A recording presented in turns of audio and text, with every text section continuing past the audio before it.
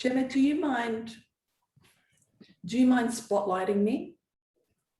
Absolutely.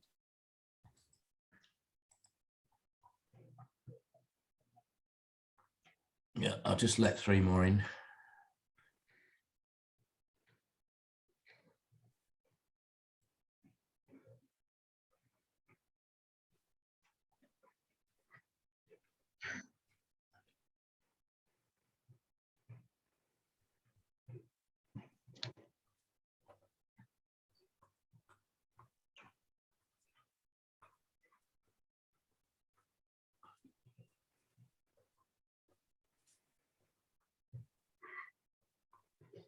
Are we all in now?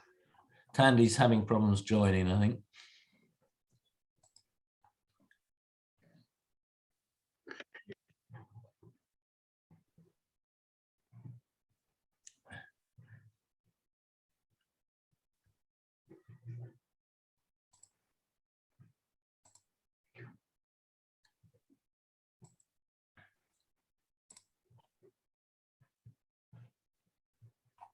Right. Sarah. Yeah. You ready to start? I think you can explain to people the quorum in the rules for a General Assembly is 20%. And I believe by my count, we have that number online of delegates. We have about 20 online. So the votes we take are legitimate, particularly if we add some more who are coming in all the time. That's fine. Then I can start. Yeah, you can start. Hello, everyone. Yeah. Let me put Have on you my got camera. have you got your picture on? Yeah, there you go. Yeah. Yes, Okay. yes, here. Hello, everyone, and welcome to this General Assembly. Today, the 8th of April, marks the Commonwealth Disabled People Forum General Assembly that we are going to be able to put our new officials in place in this General Assembly, and even look at other matters that are required to be done during a General Assembly. So I want to welcome all of you and wish you well as we continue, that we shall be together to the end. This is a meeting that might take 3 hours. So we hope less.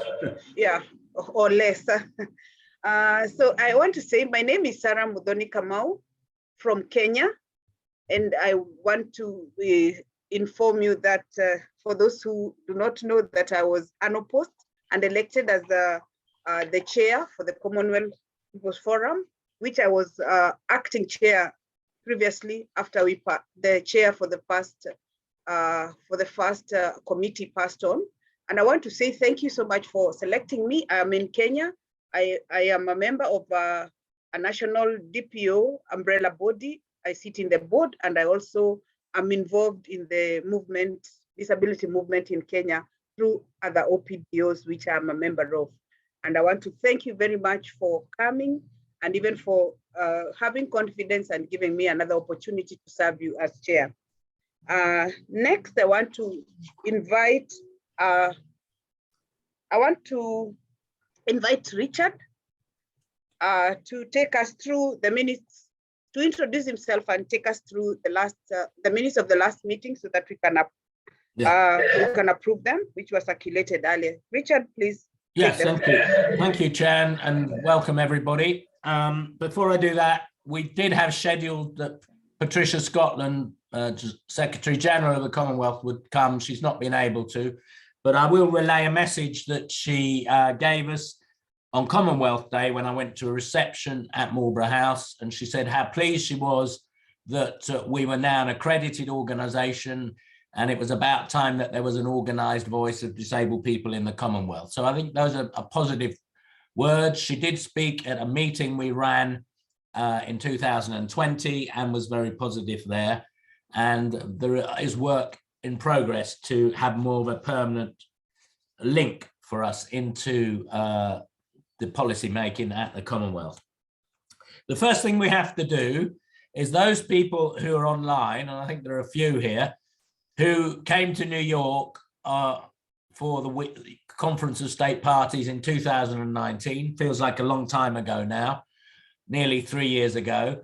If you look in the report that was circulating, we're going to be using this quite a lot through the meeting. So if you have it ready that you can open, that would be really useful. Otherwise, you'll just have to believe what we say about it.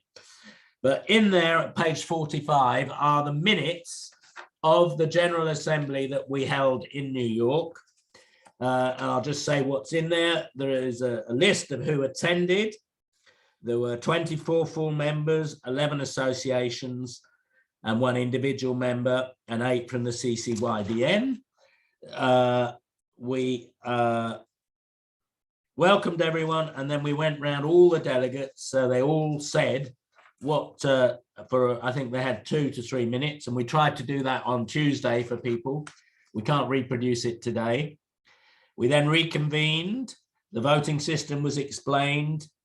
We voted on a number of rule changes, which we did by a virtual ballot, but these were agreed there to make up the constitution that we operated on from 2020 to now, which will change in less than an hour to the new one. So it's got the changes. We heard from the Commonwealth Disabled People Youth Forum. We then got on to the declaration, and there were various amendments to that. There was also a vote, and there was a declaration of who was unopposed, and then the voting figures for who was elected to the executive. And we ended up with, I think, an executive of 19 people. No, 17 people, and we co-opted 3. We'd argued all along that there should be gender balance, and we did have 9 to 8 on that. And with the co-options, it became 10 to 10, I think. So those were the minutes of the board meeting of the 13th of June. So can we have someone who was there to move and second that they are a true record, please?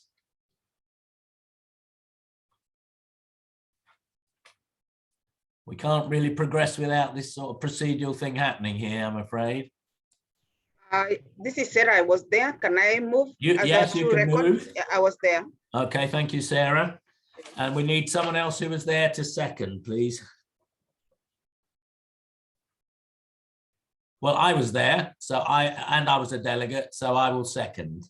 Okay, so they are now in the record, the historical record, as a true record. So that's the first item of business disposed of, Chair.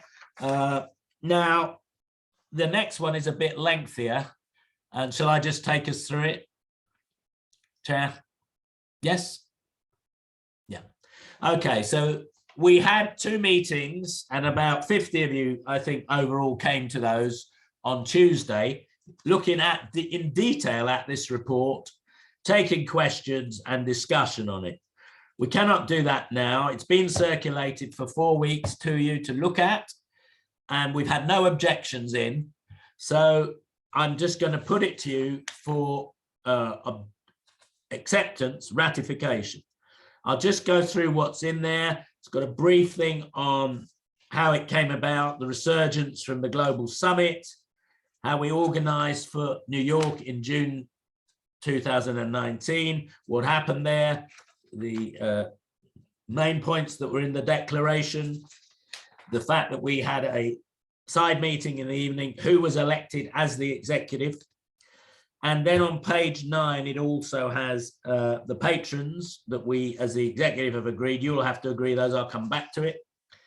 We then had a 4-day meeting in Malta to develop the capacity of the executive, and that is in some detail there. We then have about our COVID response. We held 2 meetings of CEOs across the Commonwealth, which was said by many to be very useful, and developed a policy that many took to their governments. And we also then broke it down into regional meetings, and all of that is there, and that's up on the website. We have the motion recorded there and the regional meeting. So that's I've got reached to page 25. Page 26, we have the policy documents that were initially agreed in outline in Malta in 2020, And then in July 2020, formally agreed by the executive, and they are on policy on inclusive education, on employment and livelihood, humanitarian situations and disabled people, policy on stigma, media and discrimination, disabled women and girls, accessibility, assistive technology. We also had in that summer the George Floyd and the flare-up of Black Lives Matter, and we adopted an anti-racist statement as an executive, and that's in there. We then had a number of executive meetings which are outlined in this report, 15 in all over the 3-year period, and different people's attendances were recorded there, as they will be again in the future.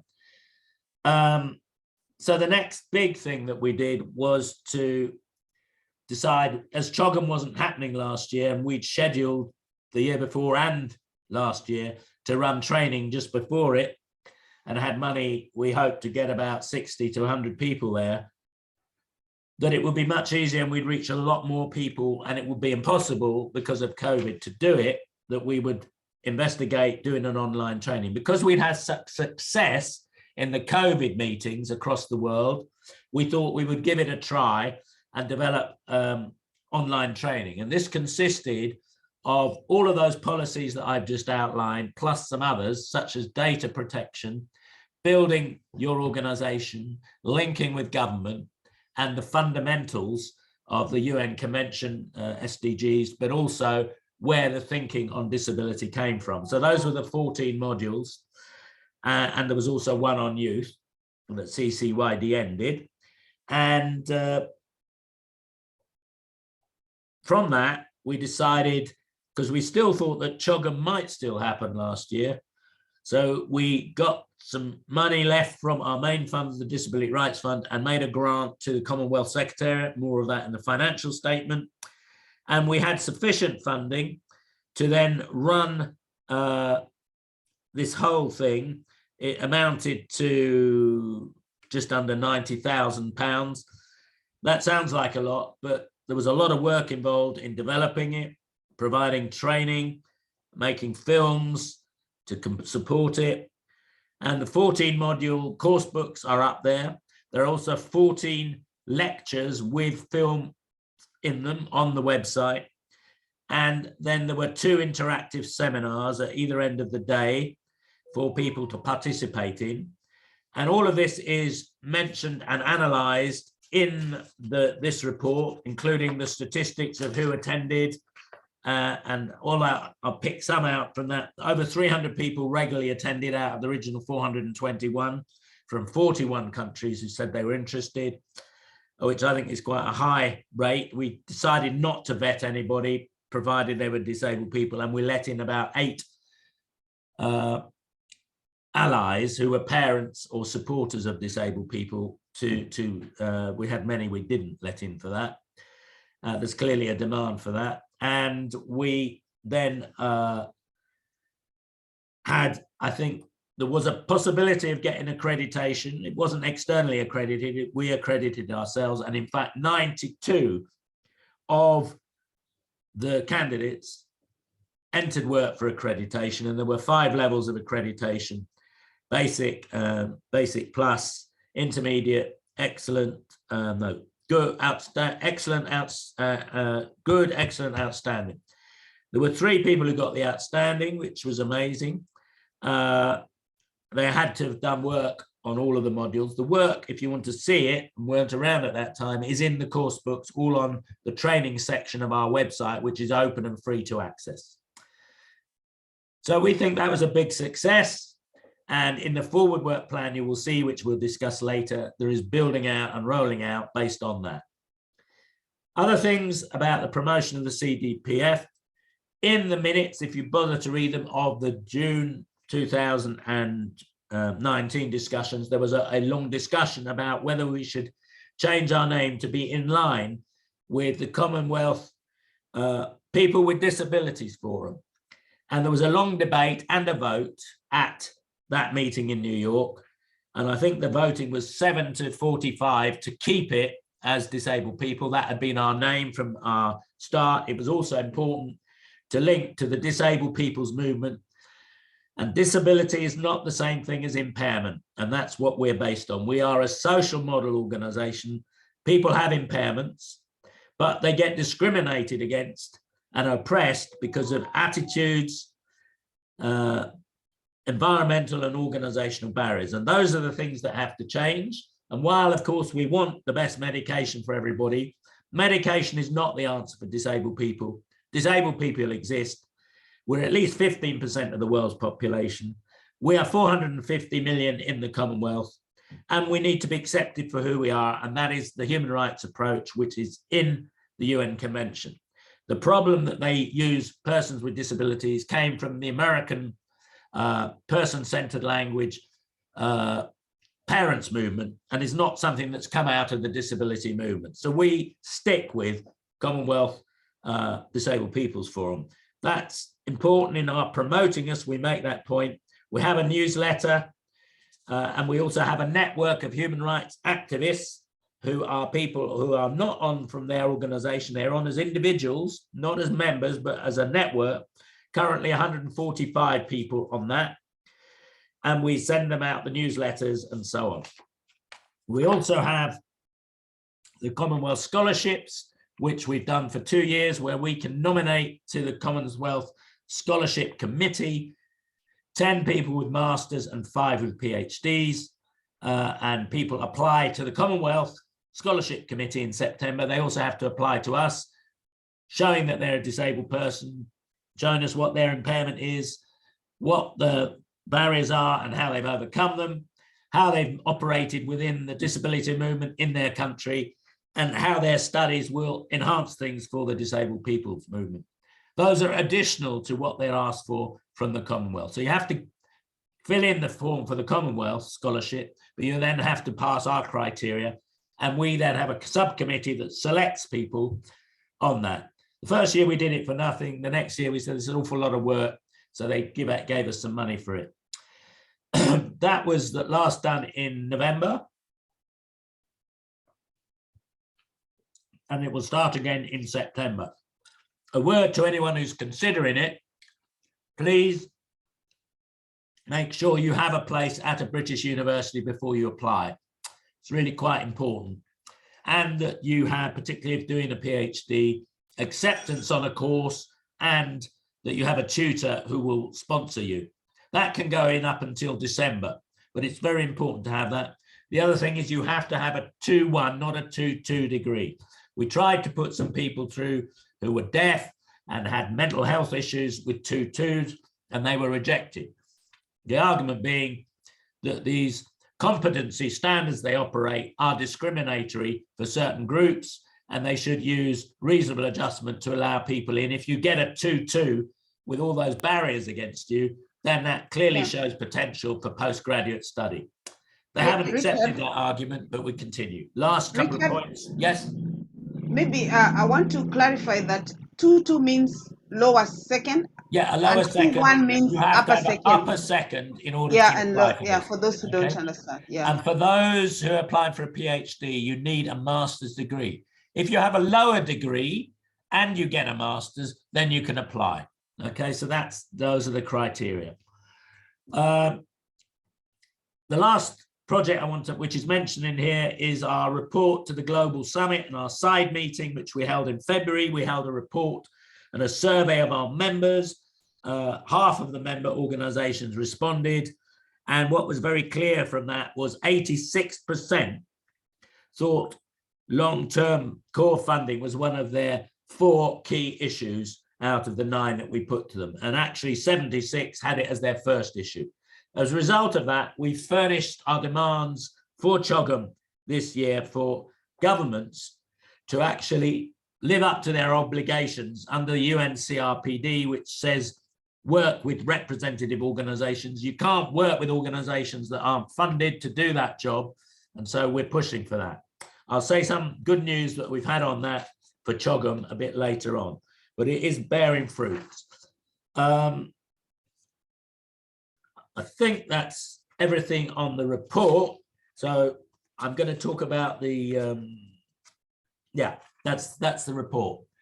So any important questions I'll take. Otherwise, we put it to the vote because we did have 2 meetings earlier this week on it.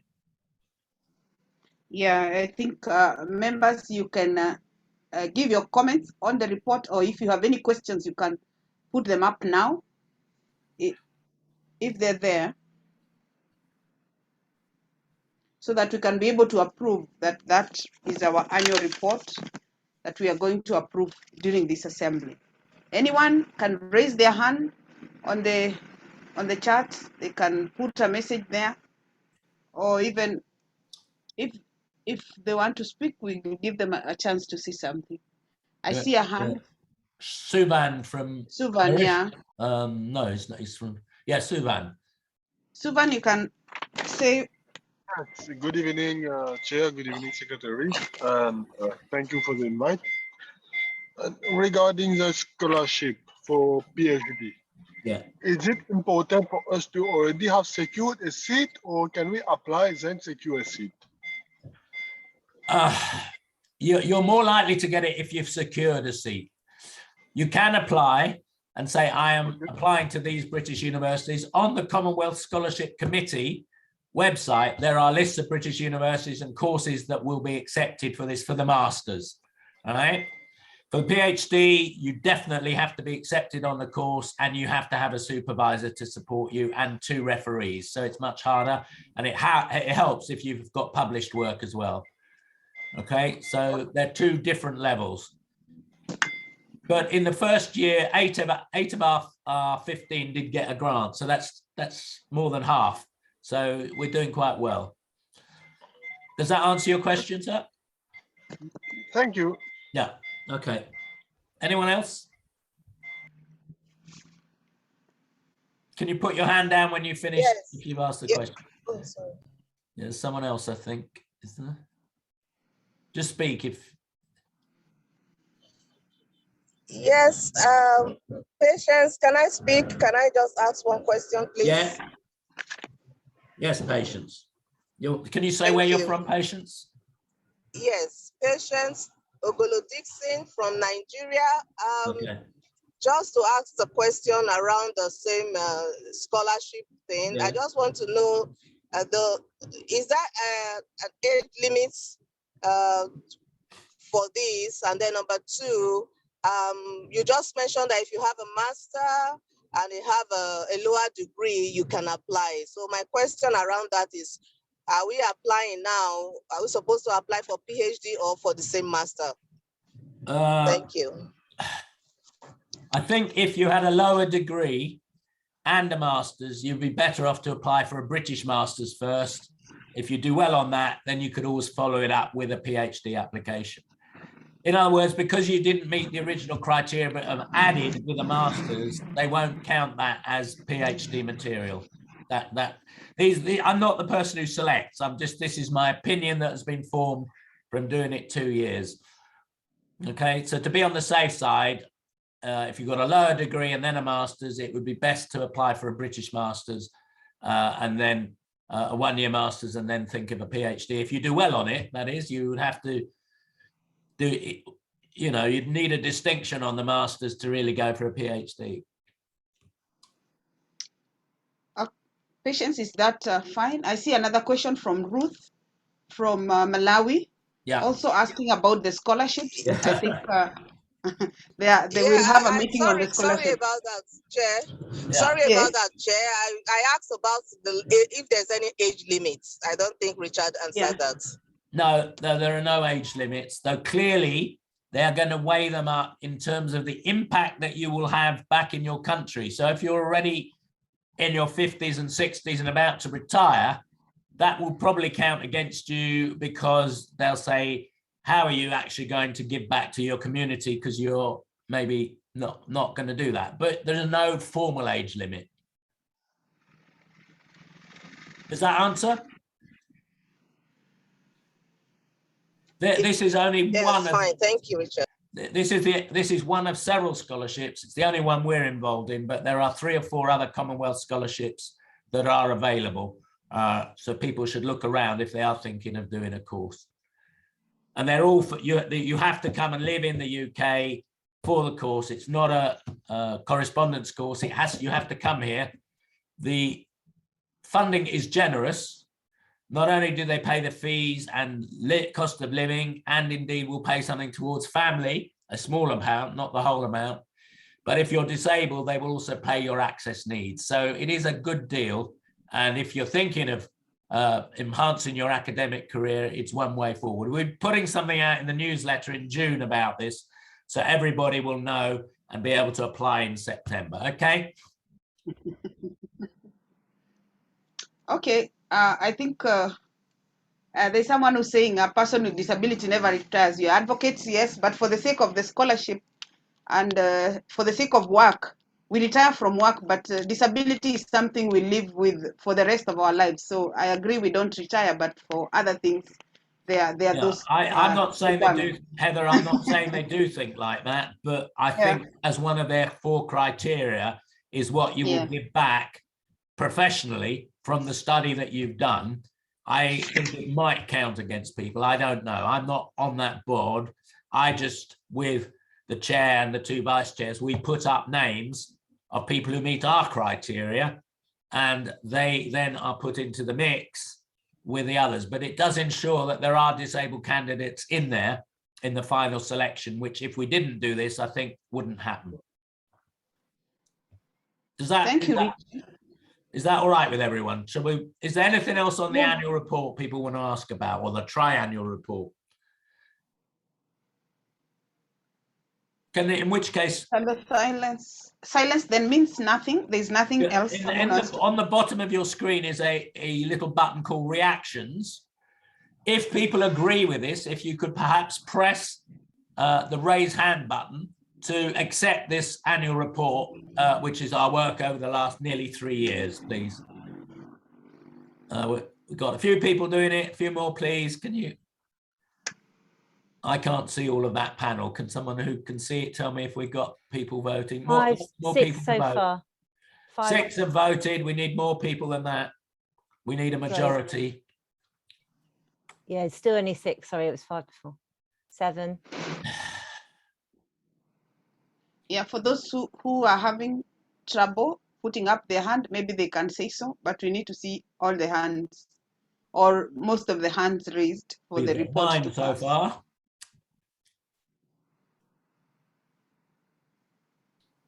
Few more, please. 10, 11. There's 36. There's about 28 delegates on the call. Not fully here. We need at least 14 of you.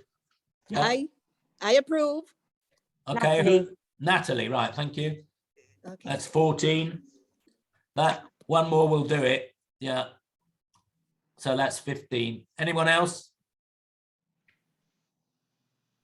We're going to do this several times, so perhaps you can find where the button is, or get someone, if you're visually impaired, to help you with it. 16. We have a majority now, Chair. I think Matthew also. Okay. That's 17. 17 out of 28 is fine. Just to inform you, the rules say the General Assembly has to be 20% of the membership. And we had delegates, 97 delegates for this. 20% is covered by the 28 that are here. So these are correct votes. I also approve, Richard. Okay, so that, I think that brings us to 18. Okay, Chair, I think we can go on to the next bit now. So the triennial report is approved. We will add in the minutes of this meeting to this, and it will go up on the website. So with all the results that come out of this assembly, so people will be able to see it. All right, thank you. The next thing, Chair. Thank you, members. Yeah, is the patrons. Financial. No, we've got the patrons and the membership to do yet.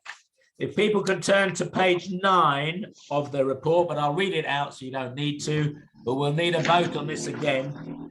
We have a right to ask people from the Commonwealth who are disabled people to be patrons of the Commonwealth Disabled People's Forum. What I said to them was they didn't have to take a hand in the day-to-day running, but they should help to promote us as an organisation more widely in the world and particularly in the Commonwealth. We wrote to the following and they all approved it. You need to approve it now. Dame Jane Campbell in the House of Lords of the UK. She's a key campaigner in the British disability movement for the last 45 years. Rosemary Case, who you will hear from shortly, who is an activist in Australia and also an academic and is chair of the UN CRPD committee in Geneva. Senator Floyd Morris in Jamaica, who is also a disabled activist and works at the University of the West Indies. Sir Robert Martin from New Zealand, who is a person with learning difficulties, but is a member of the UN CRPD committee and was actually the previous chair of it. Samuel Kabue from Kenya. Schwabe Chalkland from South Africa, who is now, I think, at the African, it's not called African Decade, what is it called now? It's called Disability Africa, I think. And Ipanuwaso Iru from Nigeria, who's representing people with albinism. They've all agreed to be patrons. This doesn't have to be the end of the list. Is the General Assembly in favour of us confirming? I have confirmed to them, but are you confirming this decision of the executive, please? So again, we need a vote, Chair. 4 so far. Keep going. Yeah. 5, 6. Put your hands up. 7. 7. And then we'll take the verbal ones after. 8. Are we allowed to vote? The chair Yeah, and we the can general vote. You and me secretary? can vote. That's 10. Okay. I'll put in a vote. 9. Yeah. We're getting better. A couple more. 13. And just to say that Yeah. if the reactions is hard to find, but you want to just hit a few letters in the chat, if that's easier, we'll take that as your acceptance Yeah, as yeah. well. I think Well, that'd be yes okay. might be good. Yes, if you just type yes, or even just a Y. I think a Y is okay as well. Yeah, we'll accept Y. Yeah. Yeah, we've got 2 more there. So that's Yes. yeah, Happily here, yes. 18, 19. Any other verbal? Any other people verbally want to agree it? 20 from Shruti. Rosanna, 21. Oh, we're getting nearer to the number now we need to be at. Okay. Did you get I think- Natalie's verbal? Yes, I think Okay, cool. that's I count that as 21 out of 28. So that's carried. And Are you counting have you counted the ones on the chat together with the Yes, hands? I counted those, I think, but maybe there's more. It's 22, I Okay. think now. So that's the patrons. And the last thing, which I'm afraid I'm going to have to read to you, so that there's equality for everybody. I mentioned that at the last General Assembly, and there's a list there of the associations that were agreed to be in membership. There were 35 organisations with 11 associates. We've gone up from that, and I'll read them out to you, to 94 now, that the executive have accepted into membership, and a lot of you are here, but formally we need to agree this. Anguilla Department of Social Development is an observer. Australia, People with Disabilities Australia is a full member. Australia. Sorry, First- Richard, Yes. you have to slow down, sorry. Okay, thank you. Australia, People with Disabilities Australia is a full member. Australia, First Peoples Disability Network is an associate. Bangladesh National Grassroots Disability Organisation associate. Bangladesh Access Bangladesh Foundation associate. Bangladesh Women with Disabilities Development Foundation full member. Bangladesh Disabled Child Foundation associate. Then Barbados Council full member. Belize Assembly of Persons with Diverse Abilities full member. Botswana Federation of Disabled full member. Cameroon Platform Inclusive Society for Persons with Disabilities full member. Canada Council of Canadians with Disabilities full member. Inclusion Canada, they were called Canadian Association for Community Living, now Inclusion Canada, associate member. Canadian Autism Spectrum Disorder Association, associate. Canada Environmental Health Association, associate. Dominica Association, Persons with Disabilities, full member. Fiji Disabled People's Federation, full member. Gambia Federation of Disabled, full member. Gambia Association of Physically Disabled, associate. Gambia, the Organization of Visually Impaired, associate. Ghana Federation of Disabled Organizations, full member. Guyana Council of Organizations for Persons with Disabilities, full member. India Swabiman Foundation, Odisha, is associate. India National Center Employment Disabled People is a full member. Jamaica Combined Disability, Combined Disabilities Association, full member. Kenya United Disabled Persons of Kenya, full member. Ability Society self-organization, I think that's people with, I'm not sure what that is, but they're an associate. Canada, Kenya users and survivors of psychiatry, associate. Kenya Disability Development Network, community-based organization, associate.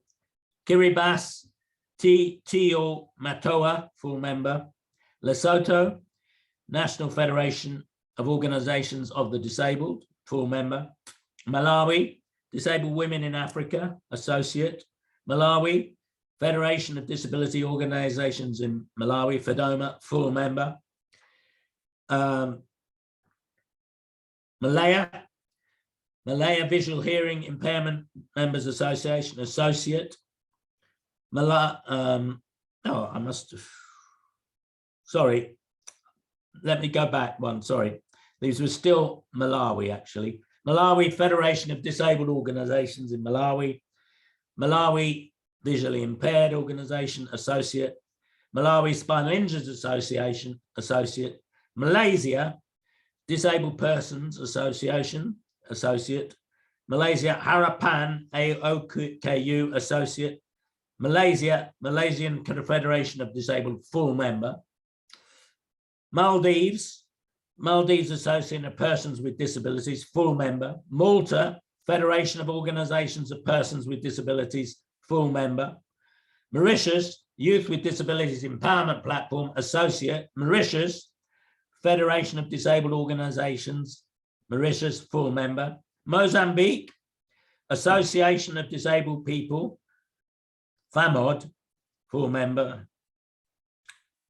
Mozambique Association of Women with Disabilities, associate member. Mozambique Mental Health Users Association, AMUSAM, associate. Namibia Autistic Association of Namibia, associate.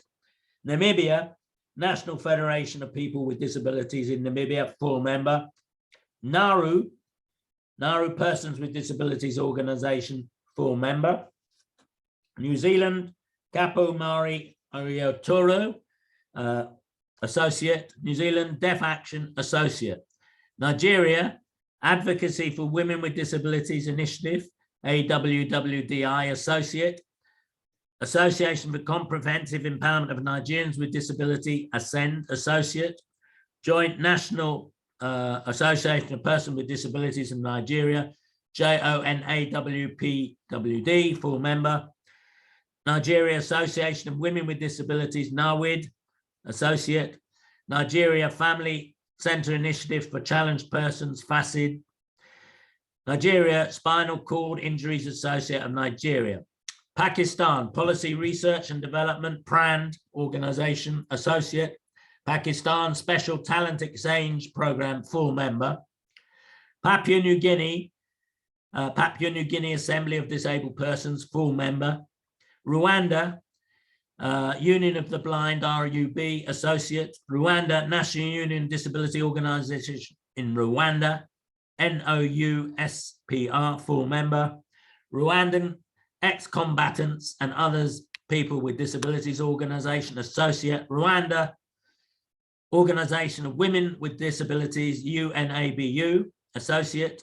Rwanda, National Organization of Users and Survivors of Psychiatry, NUSPRO.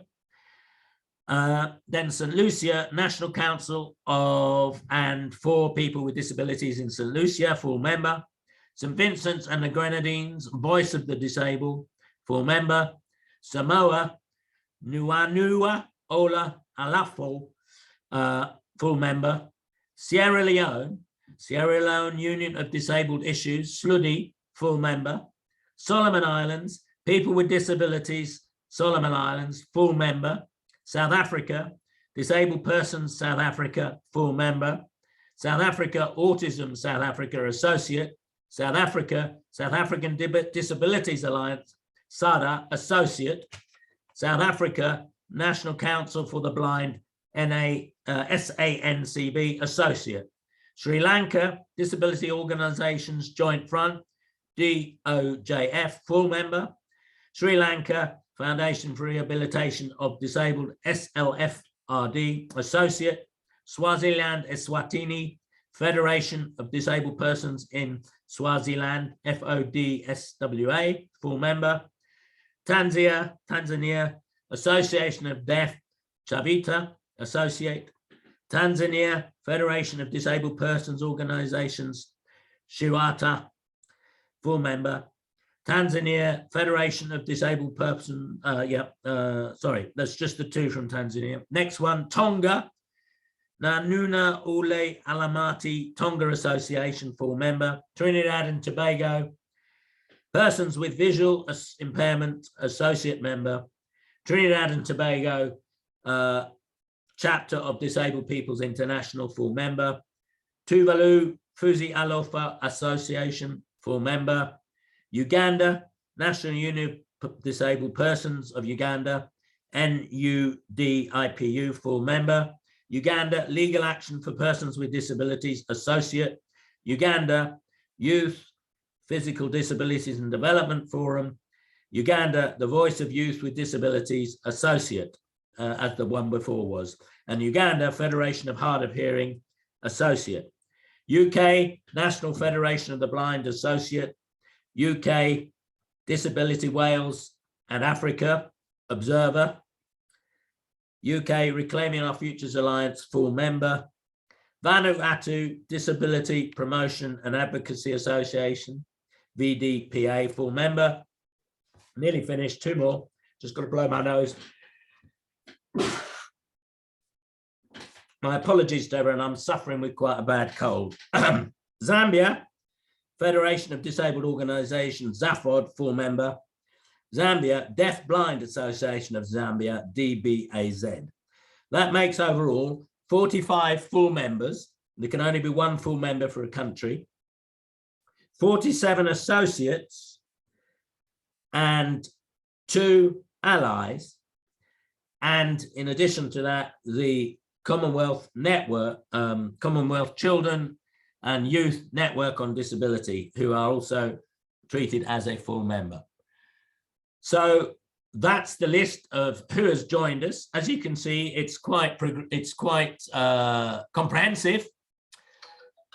We have a few areas where we don't have people, and we would urge people, the new incoming executive and all members of the GA, to use their good offices to get, for instance, Antigua, Bahamas, Seychelles, to join as 3, I think, easy ones who could join, which would take us up to 50 out of the 54. We think that there will be 2 new countries admitted at CHOGM, Togo and Gabon. So we'll need to get in touch, particularly the African colleagues with disability organizations there, to make sure that they join us. So I'd like to commend this list for people to approve, but I will take any questions on it before we vote. Actually here, Richard, I would also like to ask for the Caribbean that we also pursue Grenada and St. Kitts. And Grenada and St. Kitts. St. Kitts and Grenada, yeah. St. Okay. Kitts Nevis, yes, okay. That's good. Thank you. I've got a film of this, so I'll make the minutes from the film, so that's all right. That will be in the minutes that we pursue those 5 countries, which will leave us, if we got all of them, would leave only 2 of the current membership not in. One is Brunei Darussalam, which I think it might be quite difficult because I don't really think they fit the Commonwealth framework anymore in that they've adopted Sharia law, and I don't think Sharia law fits with the rule of law. So I think there's a bit of a problem there. Yeah, Rachel, are you just voting, Rachel? Is that what you're doing? Is there any other questions on this, or shall we go to the vote? We've had a couple of people voting already, I think. Do we have any representation from Sudan? South Sudan, maybe? South Sudan is not a Commonwealth country, though it probably should be, as they use in English as their medium of education. Okay. Maybe in the future they will apply, but I think as an insecure state, they wouldn't be admitted at the moment. Oh, okay. I also understand that moves are being made for Zimbabwe to come back, but they have quite a few hurdles to cover before they can be accepted. Remember, the rules for joining the Commonwealth and for being excluded are that there is a rule of law, independent judiciary, independent press, and regular elections, and everybody can participate in the electoral process. Unfortunately, that is less and less the case around the world. So in a way, the Commonwealth is a bastion for that, and not all of them are perfect. And we've got something about that in the declaration later on. But can I move this list then, please? Yes, I think we can. Let's see Yes. that. Sorry? Someone is saying something? Someone's got internet and connection. Rachel, Okay. she's telling us. Right, I need a few more people to put their hands up or to say yes, please, or put something in the chat. We've only got two more of these votes, I think. So I put my yes in the chat. yeah, I haven't yet. Let me put one. Right, 13. And in the chat, we have 1, 2, 3, 4, 5, Yes, 6. Natalia. Yeah, 24, 25. We're going up. Very good. So that's the membership is agreed by 25, maybe more. Okay, out of now we're at 37, 29, I think. Okay, back to you, Chair. I think to tell me to now do something else. No, I think this time to tell Gemma about we are going to the next agenda, which is the financial report. And I see we are already like an hour into the meeting. I don't know if you want to take the break before we do the financial, or we do it first and then go to the break. Apparently we don't need a break because we've got we've doubled up on captioners, and I think it'd probably be easier to just get through it. That's fine then. I think this is a time for you, Gemma, to take us through the financial report, which was circulated earlier to the members. Welcome, Gemma. No, I'm not doing the finances. I'm doing the declaration of the results. Okay. Well, boring as it may seem, I'm doing that as well. For people who are following in the printed documents that have been circulated, this is page 38 to 42 of the triennial report. Let me explain from the beginning that we, as the Commonwealth Disabled People's Forum, wanted to get going after that refounding meeting in New York, and indeed beforehand, because we had to pay for everyone to come to that. So we needed an existing organization that had charitable status and proper financial bookkeeping. And so we have a financial partner in the Action on Disability and Development International, which loans us Gemma as our administrator, helps to manage our accounts and manages the money and grants that we get.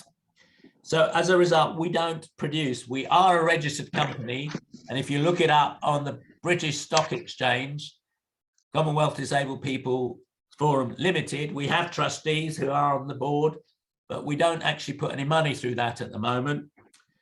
and we may have to change the account this year because it's basically an account that I set up, and we'll need to do that. So this money is the money that passes through ADD for us, and they pay the bills, and they also pay out for my time and Gemma and other people who help us, particularly the guy who does our website, Thomas Bush, and Martha Aldridge, who keeps all our databases up to speed and does the membership. Everybody has of that at 94 list have been issued with a membership certificate signed and stamped by me with a date of when they entered membership. This may become a problem, as you'll hear, after we accept the rule changes, because in that from this April, we are charging an annual fee. And so people may then argue about when they actually join, but it will apply to anyone who is in that membership list that we just voted on. Will be expected to pay a fee at 2 levels, but I'll come on to that later. The projects I talked about were funded by the Disability Rights Fund in 3 tranches of money.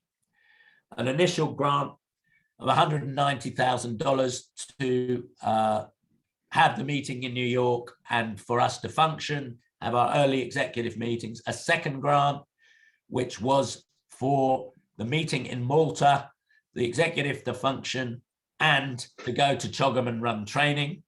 That was altered twice, once to take some of it for the COVID work online, which we then extended, building our website and doing the regional and international meetings. And then a second adjustment to that second grant from Disability Rights Fund. I think we had $70,000 left. We needed that and £35,000 from Commonwealth Disabled People's Forum to run the online training. That didn't use all of that money, and so things were all paid from that, and we had a little came over into this year's money. We applied for a third grant, which was limited to $80,000 with $5,000 to see if we can diversify our funders base, which will be something the new executive will need to work on.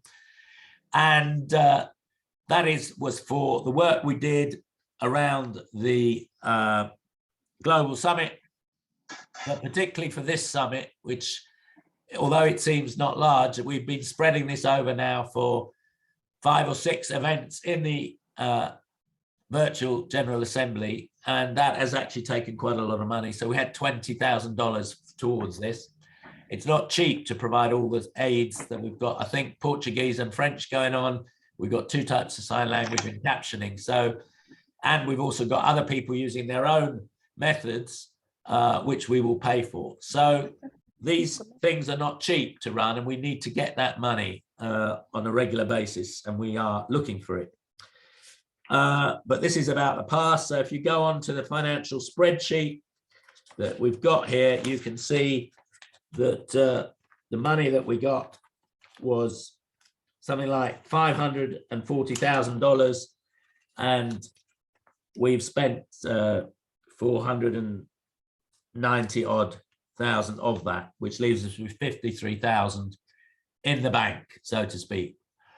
There are 1 or 2 other things which we add to that. There was the 2,800 for doing the Commonwealth Scholarships, and there was 1,500 for the Foreign Commonwealth Development Office for holding a seminar for them on the future of their strategy, where we had members from 20 organizations very much pushing the line that emerged later in our policy at the Global Summit.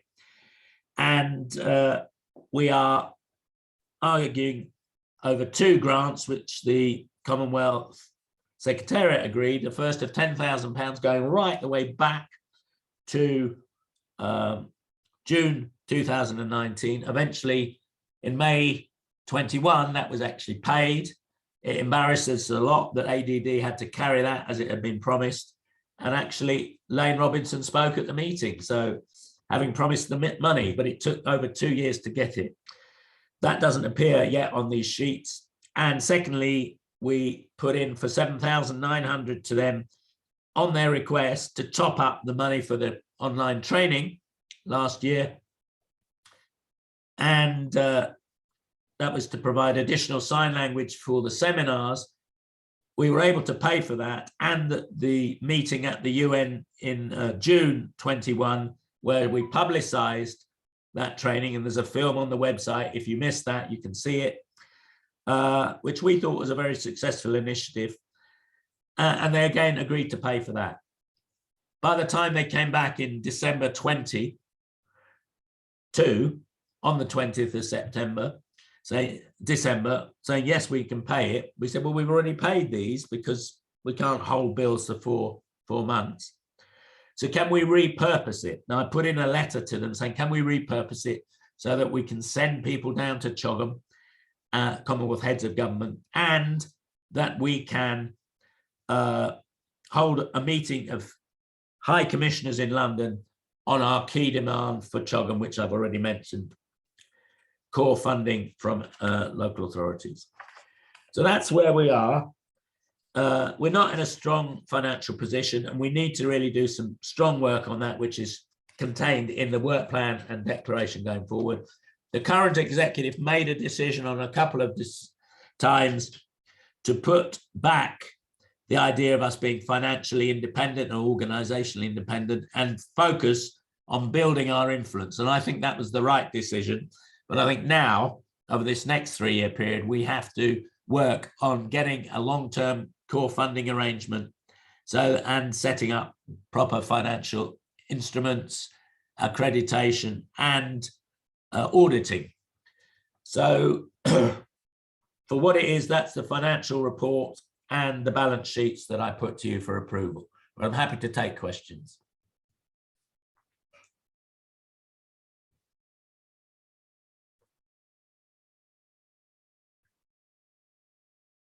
Anyone? If not, we'll just put it to the vote. Chair? There's nothing yet, Richard. Have we lost Sarah? She's not. I had to mute her because there's some noise. But there's nothing in the. Okay. Well, if people could vote to accept the financial statement, then we can get on to a bit more interesting business. Yeah, sorry for that. I am back. Yeah. Okay, so I'm suggesting, Sarah, that we do the vote as nobody had any questions. We've got a couple of votes in the chat already. We've got 7 online, 8 online. Anyone else verbally want to say they're supporting it? Yeah, who's that? Tandy. Okay, Tandy's supporting. That's 10, 12. A few more, please. I'm also supporting. Okay, and I am too. That's 13 and 2 I there. support. 3, 16, 17, 18, 19. 1 or 2 more, please. Got a couple in the chat as well. I'm putting. Yeah, I think that's 22, so that'll do. Financial statement. I think 22. if that's okay, then we can. 23 out of 29. Okay. 29. Right. That is the end of my bit for now. It's now Gemma. Over to you, Chair. Yeah, Gemma, it's your turn to declare, to tell us about the results, the election results. Welcome. Thank you so much. Thank you, everybody. Hello. So I am going to attempt to share the screen and I'm just going to hide the participants. And this is the time, of course, when my dogs start barking, but you're going to have to bear with me, I'm afraid. So share screen, the results. This one here. Okay. So I'm hoping that we can see this one. So we did a voting by email, and it was confidential because we asked you to send it back separate from your declaration to a different address. So the votes themselves, the ballots, were pulled separately into a folder before counting. So we didn't know who voted for whom. I just wanted to reiterate that it was completely confidential. Okay, so starting with the chairperson, Sarah Campbell from Kenya, she was elected unopposed. The vice chair, Shruti Mohapatra from Odisha in India, is elected unopposed. Vice chair, Kerry-Ann Ifill from Barbados, is elected unopposed. So we have chair, 2 vice chairs. Then the treasurer, Mabatun Ketsi from Lesotho had 20 votes, and Skada Lewis from Malawi, Fedoma, had 26 votes. So the treasurer is Skada Lewis. The general secretary, Richard, had 45 votes. Adetunde from Nigeria had 1 vote. So Richard Reza is general secretary. The communication officer, Prasanna Kurupu from Sri Lanka, was elected unopposed. So Prasanna is the communication officer. The Indigenous Peoples representative is Deotoro Nakro from Nagaland in India, who is elected unopposed. The youth representative there was 2 already elected by nomination from the CCYDM, which is the Commonwealth Children's Youth Development Network. Disability Network. Disability Network, I'm sorry. Sorry. That's Divya Goyal and Daniel Grice. So they're both already elected. And then Campbell Wilbert from Voice of Youth Uganda is elected unopposed. Then we have the representative for intellectual disability and underrepresented groups was Emil Gals from Autism South Africa, had 28 votes, and Simate from the Deaf Blind Association of Zambia had 18 votes. So Emil Gals is the representative for intellectual disability and underrepresented groups. The women's representative, Gaudence Mushimiyimana from Rwanda, had 37 votes. Wendy Kateka from Zambia had 8 votes. Rose from Rwanda had 1 vote. So Richard, could you let in somebody, please? Yeah, sure. So Gaudence Mushimiyimana is the elected women's representative. And then the regional representatives, beginning with Africa, we had the meeting on the 21st of March. That was chaired by Sarah from Kenya. We had 7 nominations received for 3 posts because one of the posts, there's 4 people to be representing Africa, and one of them had to be from Nigeria. And so that the Nigerian place has gone to Patience Ogola Dixon. So she's there. We also have Tandiwe Mfulo from South Africa. She had 10 votes and is elected as one of the Africa regional reps. Chimitsa had 5 from Botswana. Juventus from Ghana had 3. Suvan from Mauritius had 3. Dixon had 3. And then Eric Ngondi from Kenya had 8 votes. And Rachel Chumba from Zambia had 10 votes. And so Eric Ngondi from Kenya and Rachel Chumba from Zambia, Tandiwe Mfulo from South Africa, and Patience Ogola Dixon are the 4 Africa representatives. The Pacific meeting wasn't attended, but there was internet issues, and Fatina Utumapu has is re-elected. She is from Samoa. So she is the regional representative for the Pacific. South Asia and Malaysia regional meeting on the 22nd of March was chaired by Shruti from India, who's our vice chair. There were 10 people present and 5 nominations were received for 4 places. So Abia Akram from STEP Pakistan, she was on her way, but she was ill and had to go to hospital. She was elected. Rasanjali Pathraj from Sri Lanka was elected. Havinder Kaur from Malaysia is elected. And You missed- sorry, I've missed one. I was just going to check before I formulate that. Mohua Paul from Bangladesh, from Access Bangladesh, is also elected. So we have 4 regional South Asia and Malaysia representatives: Abia, Mohua, Rasanjali, and Havinda. And Diatono, who was part of that region, is our Indigenous representative. Richard, could you mute for a moment? The Caribbean meeting, Natalie Murphy chaired that one, and that was on the 22nd of March. And there was 9 delegates, and who we had Cheryl Adams from Voice of Disabled, from St. Vincent and the Grenadines, who had 3 votes. Ganesh Singh had 8 votes. And it was agreed to have a roll call as a reason of adjustment rather than a secret ballot. And Ganesh Singh was elected as the Caribbean regional rep.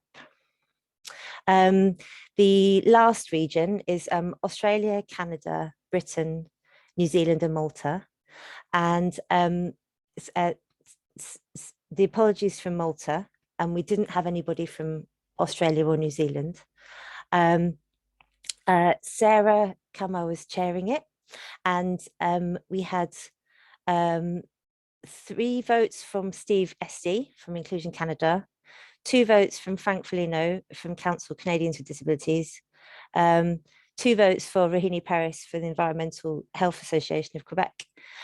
So Steve, with 3 votes, is the representative for Australia, Canada, Britain, New Zealand, and Malta region.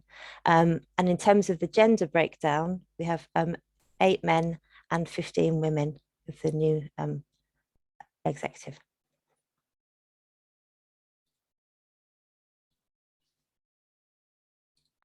Chair, we just have to put that to the vote, the process and the acceptance of all of those Yes. people. Yeah, thanks, Gemma, for enlightening us on what transpired. We have had a long session of voting for some time, and we are happy that this is coming to an end almost today. So we want to vote. We want to agree that these are the people who have voted, and to just approve the list of the people who have voted. Can people now raise their hands? I see so many hands raised already. I don't know if they were for the previous motion or for this one, but we can count them as for now. I think they were from the previous one. I wasn't able to lower everybody's hand before I had to share this one. Mm-hmm. So we start again, Chair. We start again, I think. Okay. I can lower hands if that's hard to do. Hold on. Yeah, you can lower, then we start. People can raise their hands afresh, right? So that we can count. Okay, I think I got to everybody before, so any new hands are new hands now. Okay. And of course we have the chat as well. Okay. For those who are not able to raise their hands, they can put a yes on the chat box, so that we approve the list of the new elected members as an assembly. 1, 2, 3, 4, 5, 6, 7, 8, 9, 10. I can see 10 hands on the 18. 10 raised hands. 18 raised hands. Yeah, and then there's 2, 3 in the chat box. 3 in That's the chat. 21. Is anyone wants to record verbally? Got 4 in the chat box, I can see. So that's 22. That's for sufficient. I approve. Natalie here. 23. 25. Okay. Anyone else? Okay. That's sufficient, Chair. Okay, then I think what we were going to do now is ask each successful candidate to speak for a minute. You tell them what they're going to do. Yeah. Thank you. I want to say that now it's time for each elected member to just give us one thing that they want to achieve in the executive, and please take as as short time as possible, but maybe have 60 seconds, a minute for each. So I want to welcome, I don't know if I should call each position by name. I start with, do I go through everybody? Richard, the chair, the vice chairs, everyone? Richard. Richard, you're muted.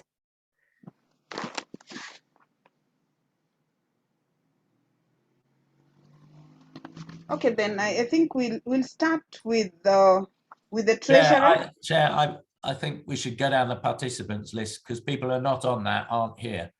So Okay. The first person on there is Gowdance, and then it's you. So Okay. why don't we do that?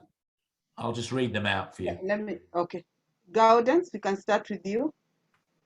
One thing that you'd like to achieve in the executive. Thank you, Chair. This is Gaudence Mushimimana speaking from Rwanda. And one thing that I would like to achieve as a women representative officer at the committee, I want to see disabled women movement in Africa and across the Commonwealth region organized, which means that small and big organizations of women with disabilities come together in a network, but also can have a collective advocacy initiative. Thank you. Thanks.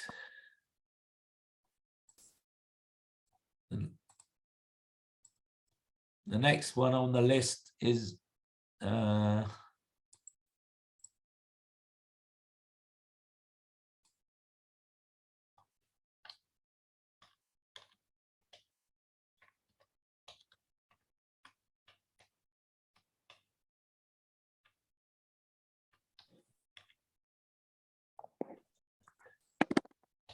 looking down the list. We have Eric. We have Eric, Patience. yes. Go with Eric. Hello, Eric from everyone. Kenya. Can you hear me? Excuse me, may I go after Eric? This is Carrie Ann. I am on the road, so I don't know how long I'll be able to stay on the tip. Thank you. Okay, Carrie Ann, yeah.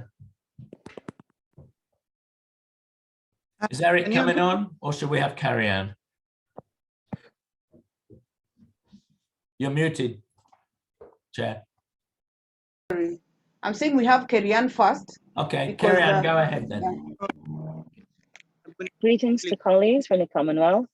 I'll be extremely brief. What I'd like to see are more organizations from the Caribbean become members and associate members of the CPDC, as well as put our financial independence more so of a reality. Thank you. Thanks. Thank you, Carrie Ann. We can go to Eric Ngondi now. What you'd like to see achieved in the executive now that you're on board. Welcome, Eric.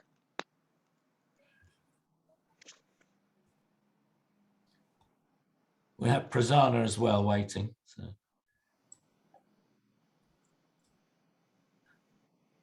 Okay, then maybe then let's Prasanna, you can go on. Okay, thank you, Sarah. My name is Prasanna Kropu. I'm from Sri Lanka, President of the Disability Organization Joint Front, function as the Officer Designated for International and Regional Affairs.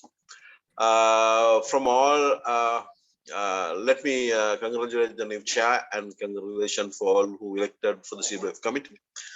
In this session, I was assigned as a communication officer and looking forward to working towards improving the communications and visibility of the Cdpf. Information travels very fast in the world today, especially digital platforms and social media is a fast and very effective way for dissemination of information. We have a very good website and many important information available for members or anyone who wants to know about our policies and practice. We are in the process of developing the Cdpf communications policy and strategy. So members and others will be able to use social media and disseminate the details of Cdpf work, status and opinion about all the issues faced by Commonwealth disabled community and work towards a comprehensive advocacy tool for effective change in opinion.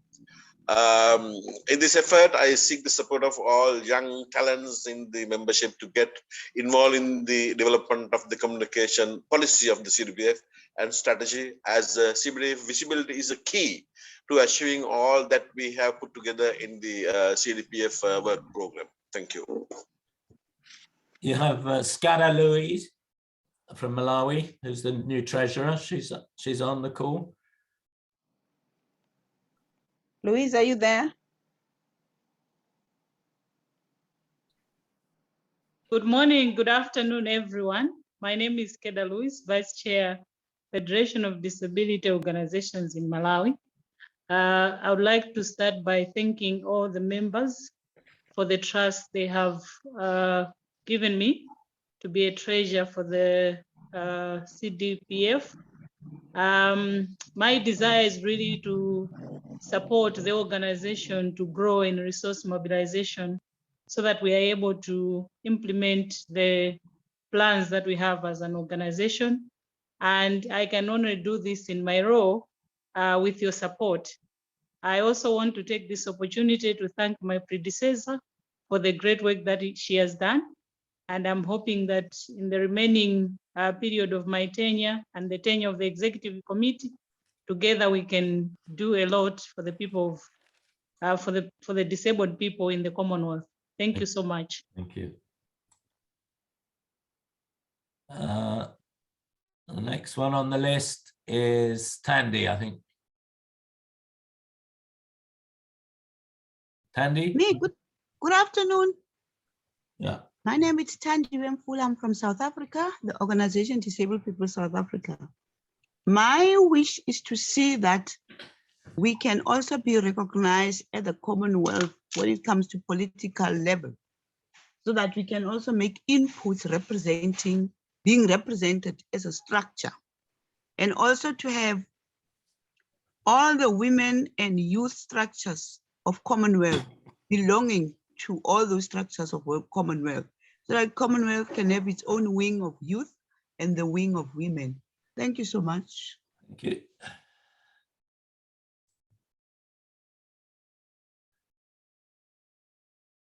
Rachel. We have Rachel Chomba from Zambia.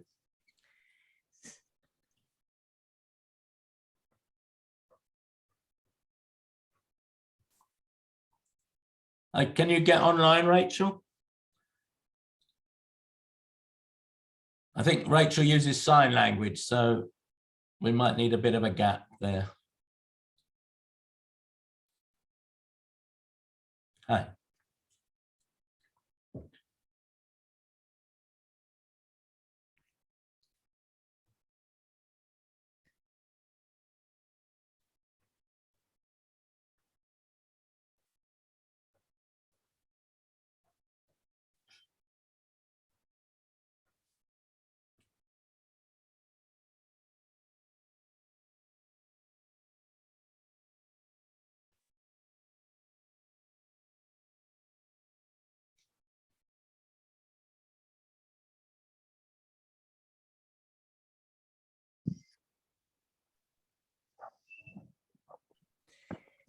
Not working. No, it's okay. I think we need to possibly get Susan on to be a voiceover, maybe for Adam to sign to her what Rachel is saying. It doesn't appear that she's using IS. Ah, okay, okay. Does she have her sign language interpreter with her? There's someone there. There's someone, yeah, there's someone there. Maybe they can voice over when she finishes.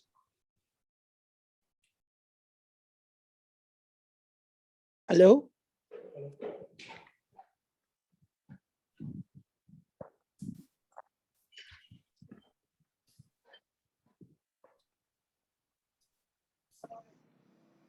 Eric, there's someone else introducing themselves first. You're saying something. Okay. Yeah, we'll call on you later. Thank you, Hello. Chair. Okay.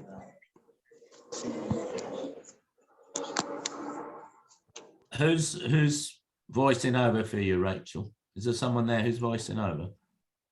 Yes. Can they tell us what she's said so far then, please? Okay, sorry. My name's Rachel Chomba. I am from Zambia. So my goal is to ensure that measure mainstreaming of disability in all sectors and ensure that all persons with disability enjoy their fundamental human rights. And also involving the disability. So now our organization, we also want to see more young people being included in disability issues. Thank you. Great, thanks. Thank you. Thank you, Rachel. Do we have anyone else who's on the executive who's joined us? Eric, I think. Can we get to Eric again? Hello, afternoon. Can you hear me? Yes. Thank you. Thank you, Mr. Richard.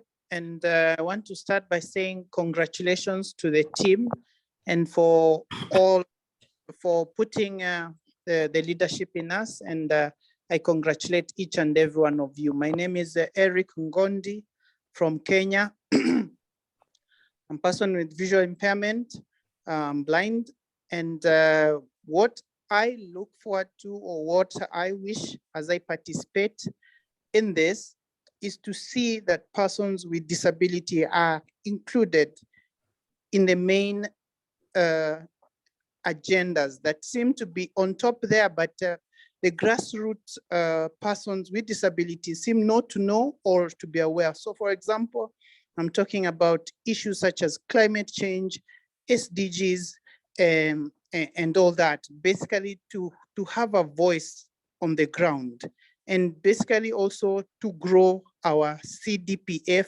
movement to higher level by engaging persons with disabilities in Africa. Asante. Thank you. Okay. Is there anyone else on the call who was elected either previously or re-elected or new to the executive? Because you have a chance to say something now if you let the chair know. Otherwise, I think that's it, Chair. We have Diatono from India. Oh yes, yes. Yeah. No, I just think I just want to know whether you have her number, the National Working Committee number, the National Woman leader, yes. That's another area of Yes. Hello, everybody. Hello, that's Ditono, is it? Yeah. Go ahead, please. Patience. Yes, thank you. Thank you, Richard. We've got Patience and Ditono. So you can have them both. Who goes first? Yes. Okay, Patience Ogolo Dixon, African representative from Nigeria.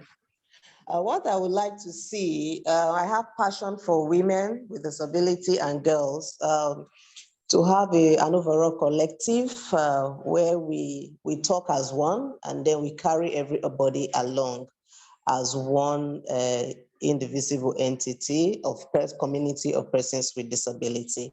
And also want to see a kind of environment where more persons with disability are empowered and more engaged to own their own affairs and also be a part of decision-making and power.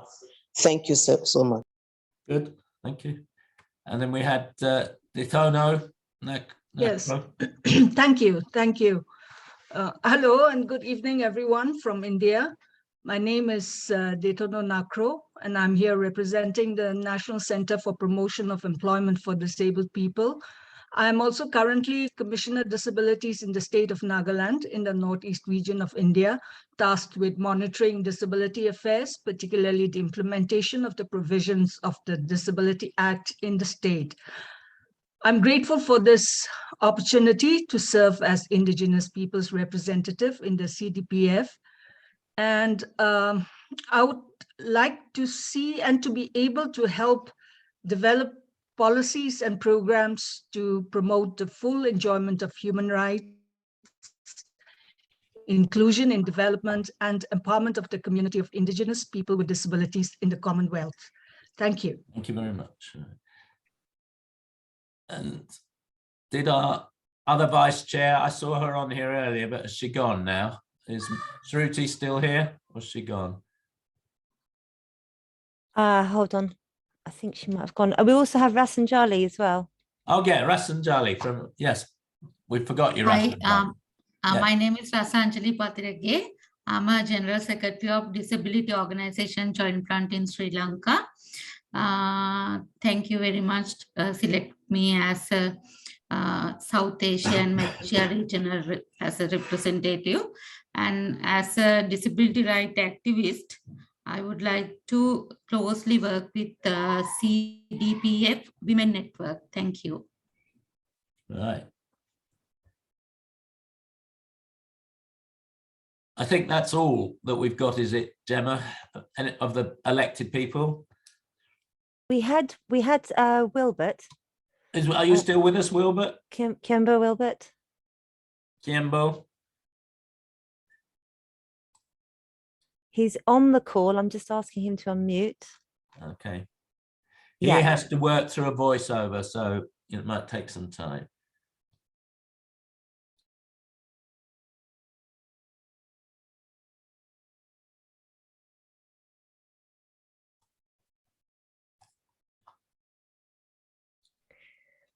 Campbell, if you could put your camera on as well, that would be good.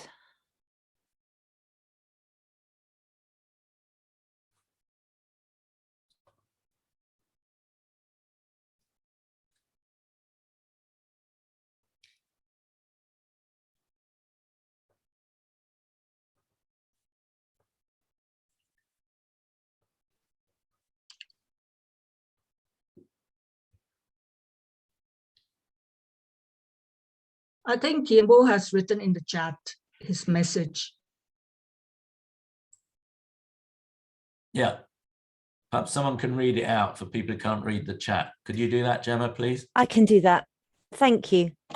Campbell Wilbert, the newly youth representative, Cdpf, Executive Director of Voice of the Youth with Disabilities, Uganda, CEO Snow FM, an online radio station that advocates for disability rights, and a web developer. As a new youth representative, I will focus on inclusion, empowerment, and advocating of youth with disabilities. Mobilising funds to equip YWDs with competitive skills to get employed in the workplaces and involving governments.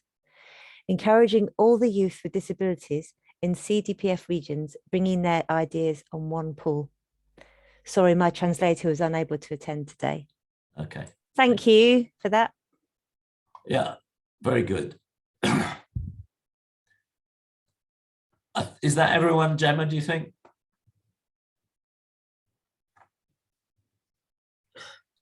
Just 1 second.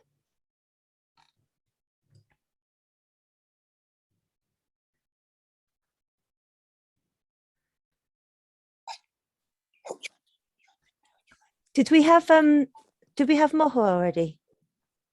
No. Is she on the call? Yeah. Okay, Moha then should talk. She was also from Thank you. South Asia. Yeah. Moha. Thank you. Good afternoon. And I'm Moha Pal, Chairperson in Access Bangladesh Foundation. And we will work to strengthen the DPO movement in Bangladesh.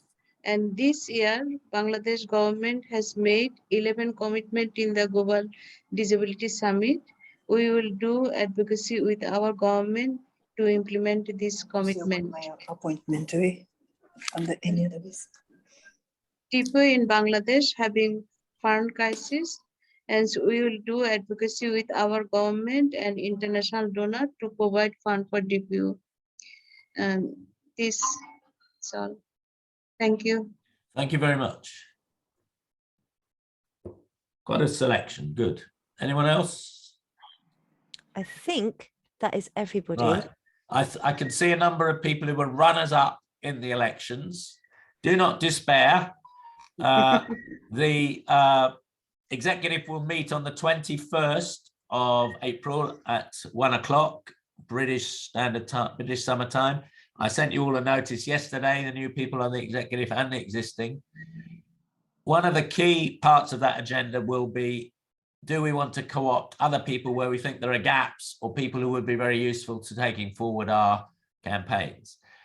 So we don't need you to write in about that. We will look at who was involved here and in the election process and decide as the executive who we want to take on board. More importantly, the next business, a couple of the declaration. Gemma, I would suggest we alter the orders. We've had an awful lot of talking, and have Rosemary's film next, and then do the Constitution, and finally the declaration. Is that all right, Chair? Because otherwise there's an awful lot of concentration on talking and voting. If we just take the film extract that one of our patrons, the chair of the UN CRPD committee, is going to make for us. Let me just explain. Rosemary Case was one of the people I met in New York when we were making the convention in 2001 to 2006. And she's a key activist, academic, and has got the very important position of chairing the UN CRPD committee. And she'll tell you something more about that and what you can all do to hold your countries to account at that committee. So is that all right, Gemma, if we do that? And I think we've got to change something on the captioning to make sure this works. Thank you for the reminder on that. Okay, so this film I'm about to play has been provided with captions already. But because the captioner on this call has to keep captioning for the stream text, it will interfere with what's on your screen. If you're following captions on screen already, you need to just turn those off during this video because they are already playing on the film. I hope that makes sense. So she will keep captioning if you're looking at the captions on the stream text instead. Okay, I hope that all makes sense. Okay, I'm going to play that now.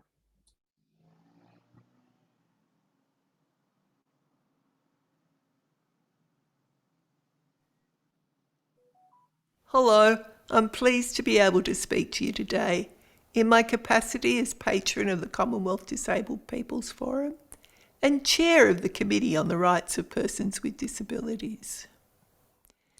The Commonwealth Disabled People's Forum has a critical role to play in progressing the rights of disabled people within your respective countries and collectively across the Commonwealth. As disabled people, we know the importance of having a strong voice within our own countries, within our regions, and at the global level. A core task for all disabled people's organisations is to build organisational capacity and expertise in the area of human rights so that there is a strong and coherent voice that can articulate the lived reality of disabled people within the context of the CRPD. I would like to highlight key aspects of the CRPD that can assist in this task. Disabled people are not a homogenous group. Disability is one of several layers of identity, and the multidimensional layers of identities, statuses, and life realities interact with each other at the same time and in such ways to be inseparable. The CRPD explicitly recognises intersectionality and intersectional discrimination. DPOs need to be able to incorporate and strengthen an intersectional approach by ensuring that different groups of disabled people, such as women, children and youth, older persons, Indigenous peoples, LGBTI people, are part of the membership and leadership of DPOs, that they are active participants, included in consultations, and that their specific views and concerns are acknowledged and reflected in advocacy and campaigns. The overall aim of the CRPD is to recognise the dynamic interrelationship between people with impairments and their social environments. This relationship exposes the inequality and discrimination experienced by disabled people and establishes a moral and legal imperative to eliminate this inequality and discrimination.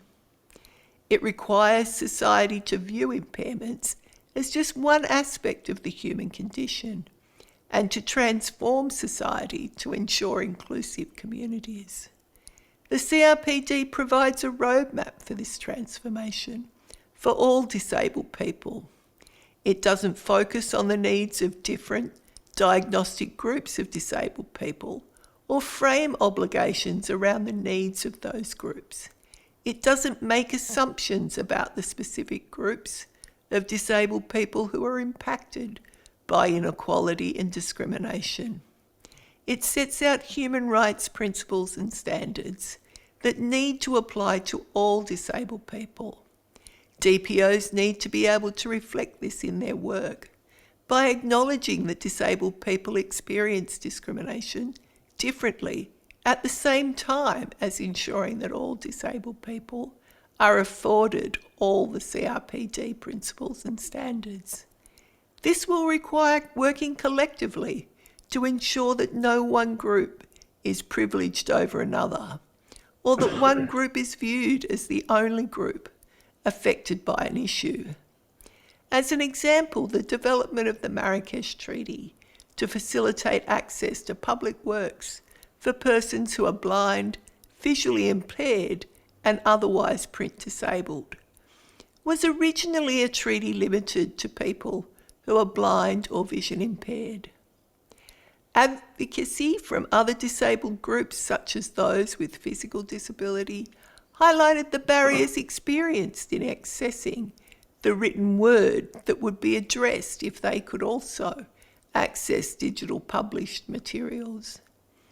As a consequence, we now have a treaty that leaves no one behind. Finally, DPOs need to understand and engage in the formal UN human rights monitoring processes. Some of your countries have already been reviewed by the UN Committee on the Rights of Persons with Disabilities, and you will have significant knowledge and expertise about the reporting process, including developing shadow reports and information for the committee to assist us in our review. This is an opportunity to share knowledge and expertise with other DPOs to build each other's capacity to participate in these UN review processes. There is also opportunity for the Commonwealth Disabled People's Forum to participate on behalf of your collective membership in the committee's days of general discussion and calls for submissions. It's important to use the UN human rights mechanisms to amplify the voice of disabled people and to directly engage in CRPD monitoring. I wish you well for the conclusion of your meeting, and I look forward to hearing about your progress and to further engagement with the forum. Thank you.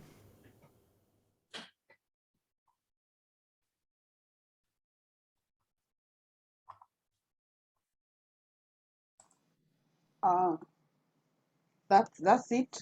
Is that it's over? Yeah. And Can we I want say to- something, Chair? Yes, you can, Richard. A couple of really important points. There's, I think, a really good presentation.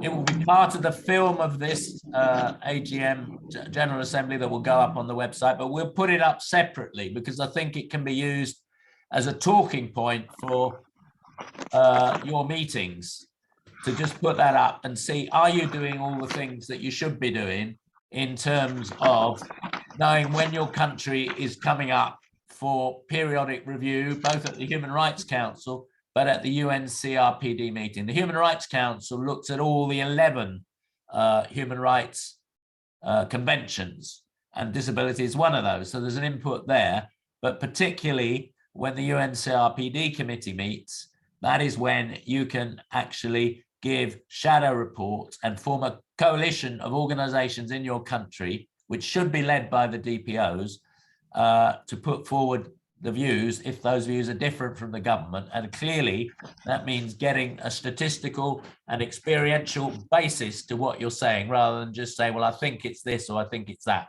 That doesn't really work. The Commonwealth Foundation has already provided funding for a number of disability groups. For instance, disabled women from India, they funded them to do the research and then come all the way to Geneva and present to the committee. Similarly, a group that Tandy was involved with in South Africa of disabled women did a similar thing. And I know that similar things have happened in Sri Lanka and India and elsewhere. Certainly in Australia and in Canada, there've been several attempts, and we're now on our second review in the UK, so which DPOs have been involved in. So there is quite a lot of experience inside the Commonwealth Disabled People's Forum on doing this.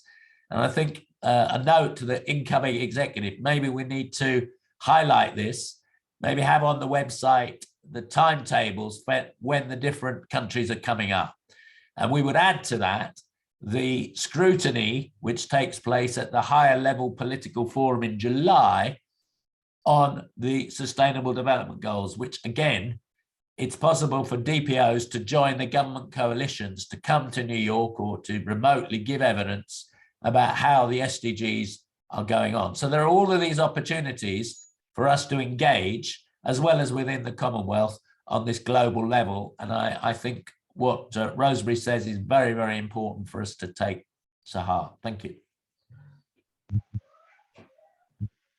Thank you, Richard, for emphasizing that. And I think it will be good for us to understand the CRPD and understand the processes that the monitoring process takes, so that we can be able, as OPDs,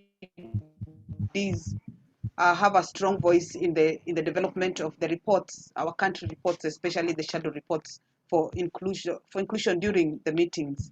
We want now to continue with our AGM on the approval of the rules. Yeah. And I will call upon Gemma or Richard to go through the amendment. Yeah, the rules. Okay. Gemma?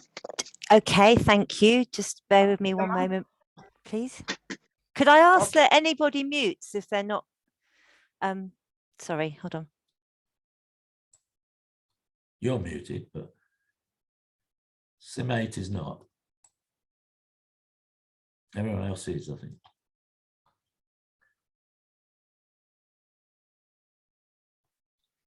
Okay, so I hope this this is okay.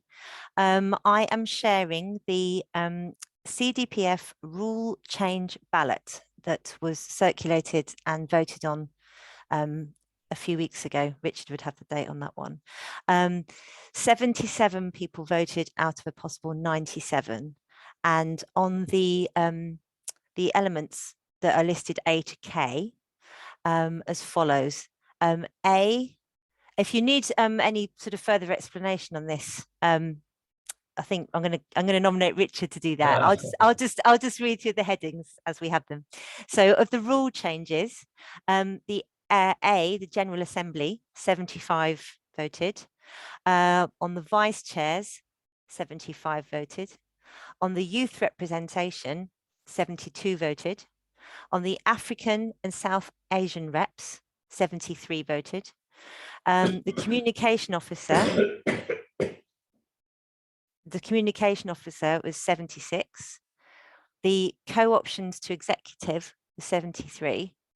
The finance and general purposes was 75. The women's committee, 75. The quorum of executive, 75. And the existing executive General Assembly, 71. And the membership fee, the inclusion of membership fee, was voted in by 69 people. And this is a true ballot of results, true result of the ballots.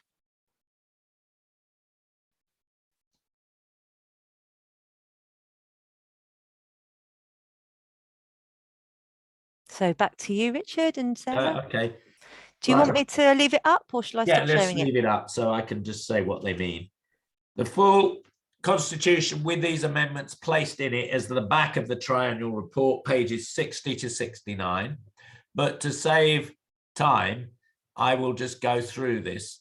A was the General Assembly, which allowed us to do it virtually as well as in person. Clearly, we favour in person, but virtual is also something that saves a lot of money and involves more people, though it isn't obviously the same as staying somewhere and talking informally and all the rest of it. So that was approved. We wanted to make sure, and this came out of the first General Assembly in New York, that the vice chairs and the chair all came from different regions of the Commonwealth. So you couldn't have a vice chair and a chair from Africa, or equally a vice chair and a chair from India.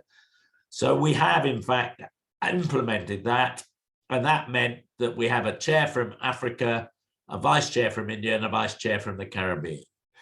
That's implemented the rule change. We, after discussions with the CCYDN, agreed that they should have prior nomination of 2 delegates to our executive, and that would be one freely elected. And you've heard Campbell talking, who has taken that 3rd position. So we have 3 positions, and we've said in that rule change that that will be reviewed before the next General Assembly. We didn't think there were sufficient representation for South Asia and Africa. There were 2 for each. So that was increased to 4 for Africa and South Asia. South Asia including Malaysia. Africa, because the largest country, 180 million, is Nigeria, we thought they should have an earmarked place, which they have. So we've got 4 candidates who were elected, 3 from the rest of Africa, 1 from Nigeria. And in South Asia, we have 4 elected. It wasn't ring fenced, but it just happened that we've got 1 from Pakistan, 1 from India, 1 from Bangladesh, 1 from Sri Lanka, and 1 from Malaysia. And we already had a vice chair from India. And then we've also, an existing post was filled of Indigenous people with someone else from India. So that makes that a fair representation from India, which obviously has the largest disabled population in the Commonwealth. So we have, in fact, if you include one of the youth representatives, there are 4 reps on the executive from India. Now, the communication officer was something we did within the executive, but we felt it was important to have it as a new role. And so that's been agreed. And once all of these changes were agreed, then we could go ahead with the election process, which is what we did. And we'd have a new communications officer. We thought that with this executive, which we've just talked about, which is 23 people, there may be some people, some types of impairment, some regions, some groups who are not represented, and the executive needed to have the power to co-opt.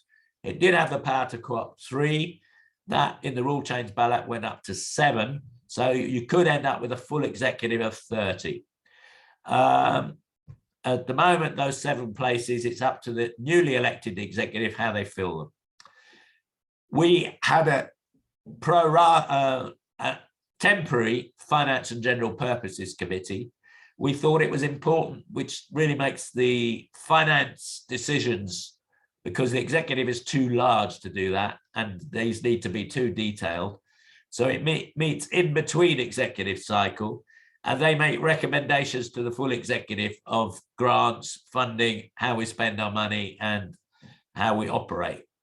And there are in the rules who will be on it. It's the secretary, the 3 chairs and vice chairs, the treasurer, and I think 2 or 3 people chosen by the executive.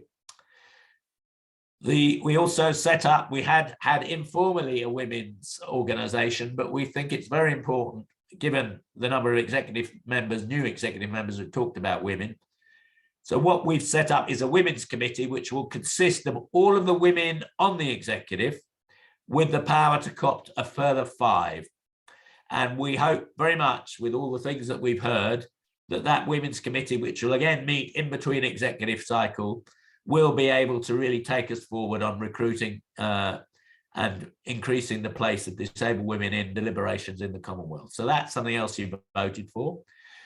The quorum, obviously the quorum we had was 8, and if we're going to have 23 or 30, that's too small. So the quorum is now 10. So if we don't, of the new executive members and the old ones, if you don't turn up, it may be that our decisions can't hold unless we have 10 of you there.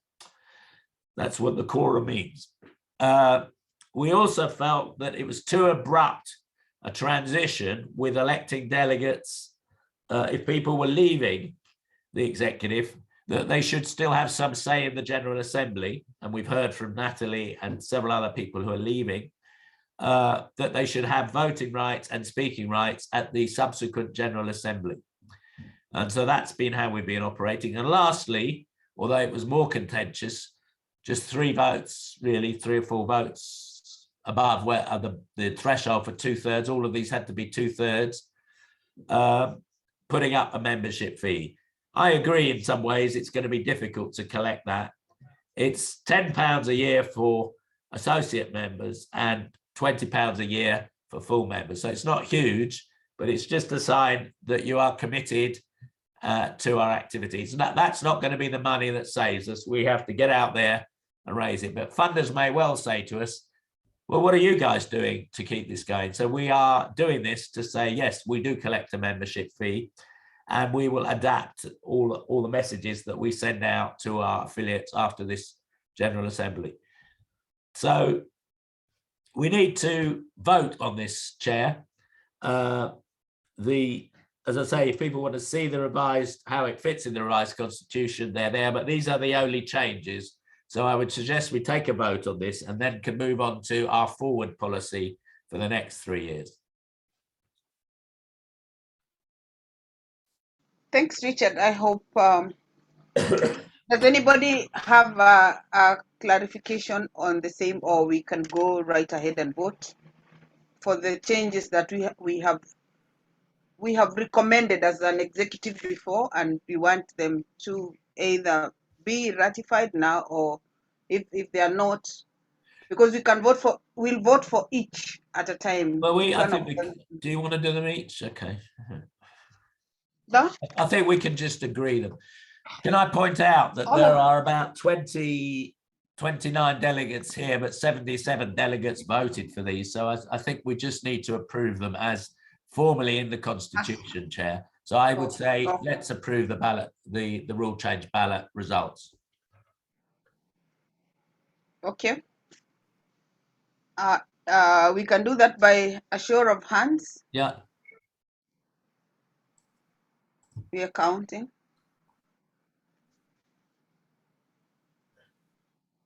I see 7 hands up.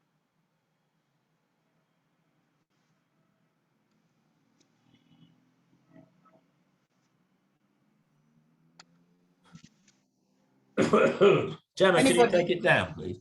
Yeah, I was waiting for you to tell me to. I can't see the participants. At the bottom of the participants list, it will give the total number of hands raised. Yeah, there's 12. 12 so far. 13, 14. Anyone else? Anyone putting a yes in the chat?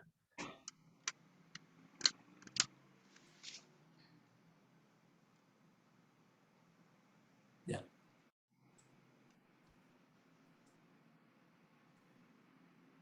Anyone else other than the 16 who voted? I am in favor. That's 17. Anyone else? I know you're getting weary of doing this. I think this is, apart from the declaration, this is the last set of votes.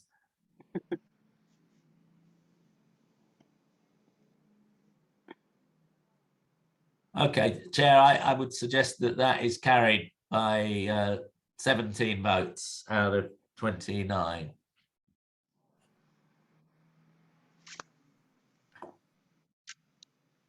Okay. Thanks for that. We now have agreed to the rule changes. Draft declaration. And now we go back and look at the draft work report. Someone is talking. Oh, sorry. Mute. So we'll do the draft work report, and we'll still ask Richard to read those amendments and to Can move we the put it amendments. up, Gemma? Can we put it up and I'll just run through it? Okay, hold on. Sarah, could you mute when you're not talking to speak? Because when you're moving the papers, it's quite close to the mic for the captioner. Okay, hold on.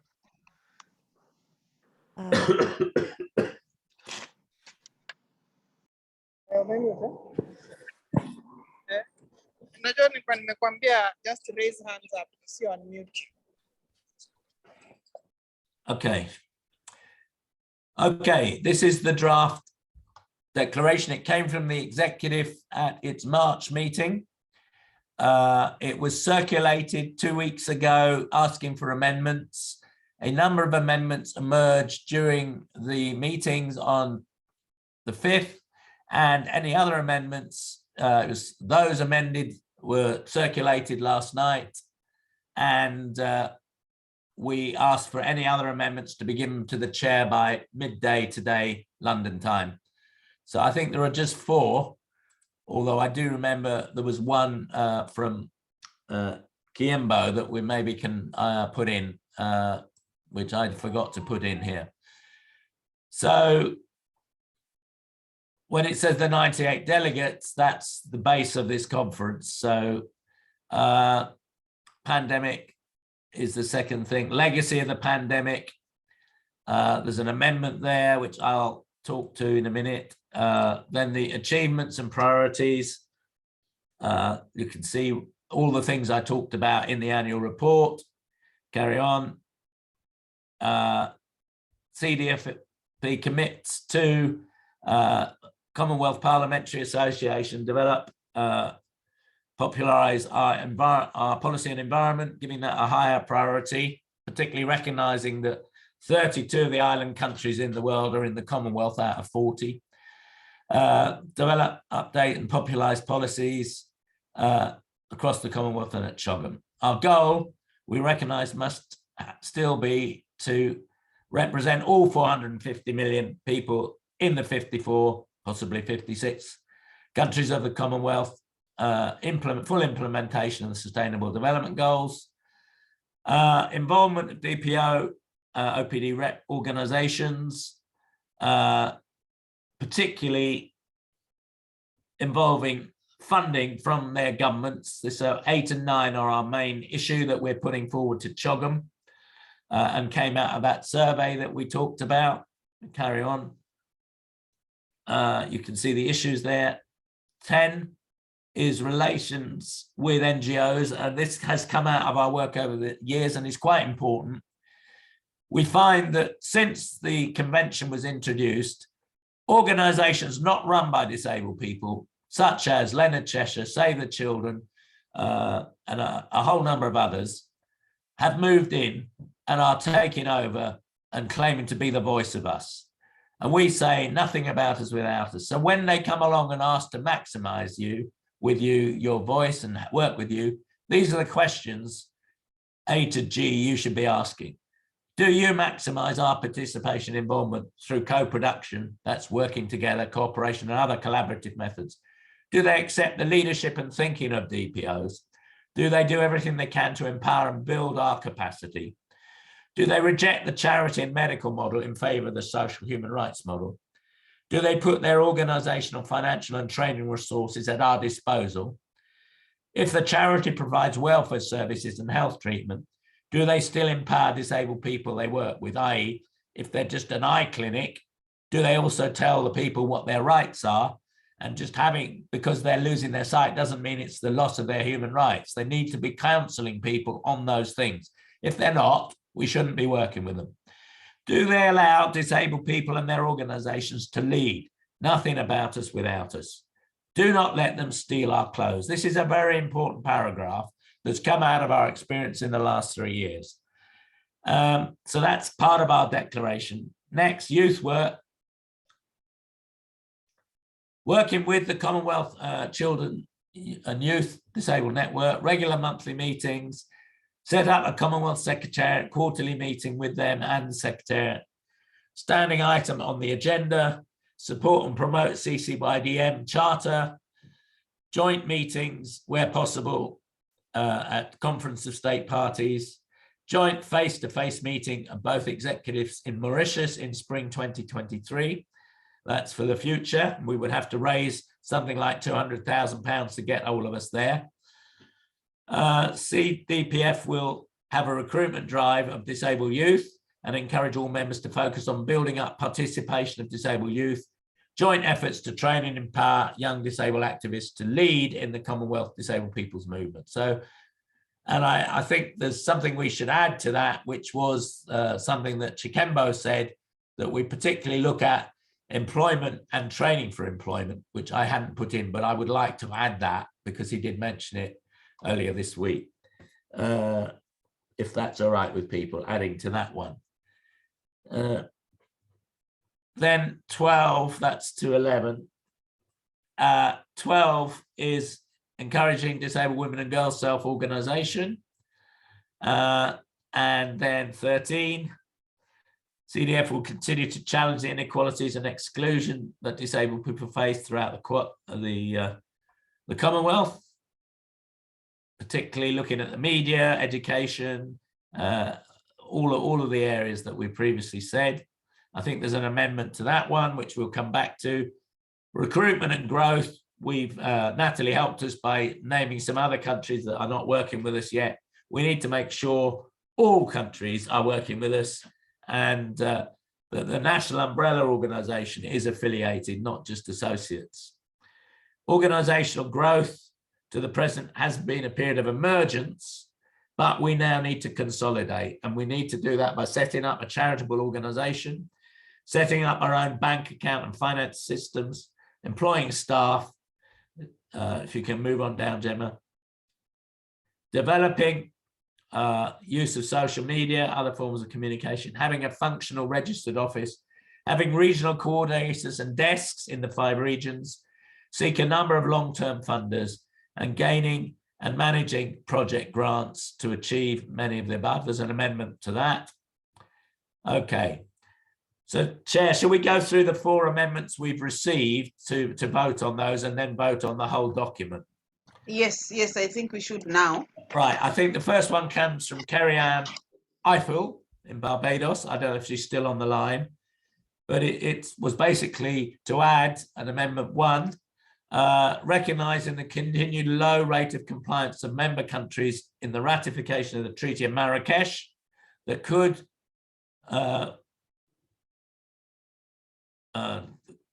I don't think that's right.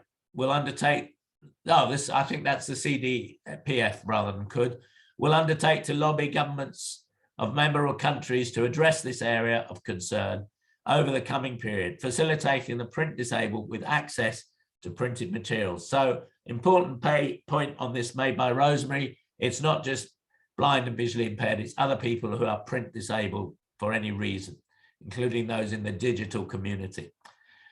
So, Kerry-Ann, are you there? Would you like to say anything on it?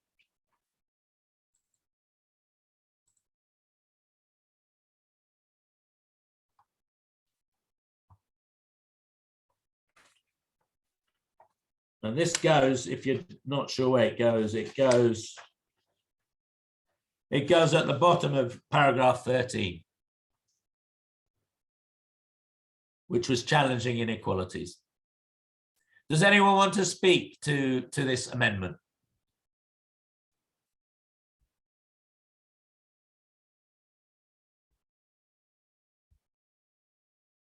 Can we take silence as assent?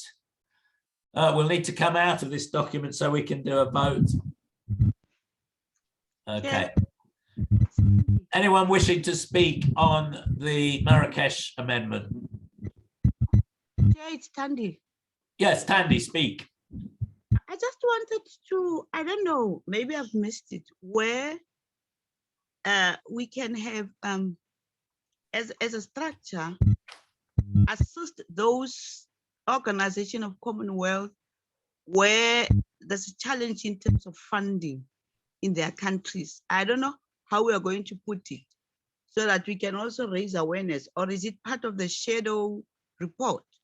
I think it's more the shadow report. I mean, we have all along said we don't provide funds to disabled people's organisations. We champion their rights, and it's a big issue whether we want to take on also, we could direct people to sources of funding. That's something.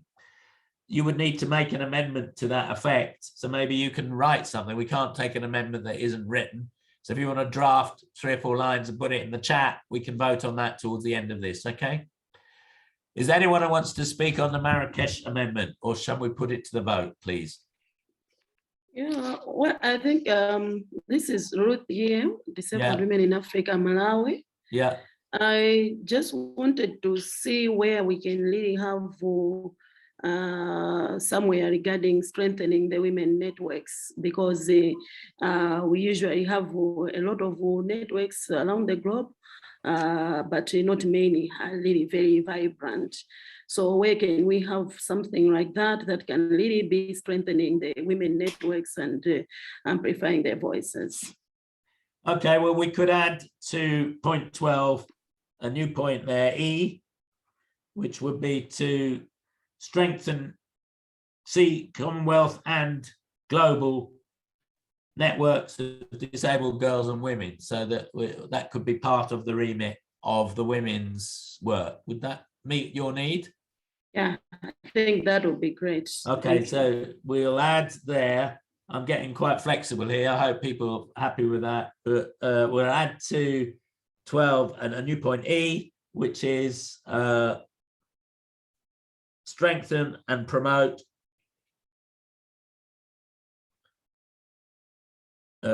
disabled girls and women's networks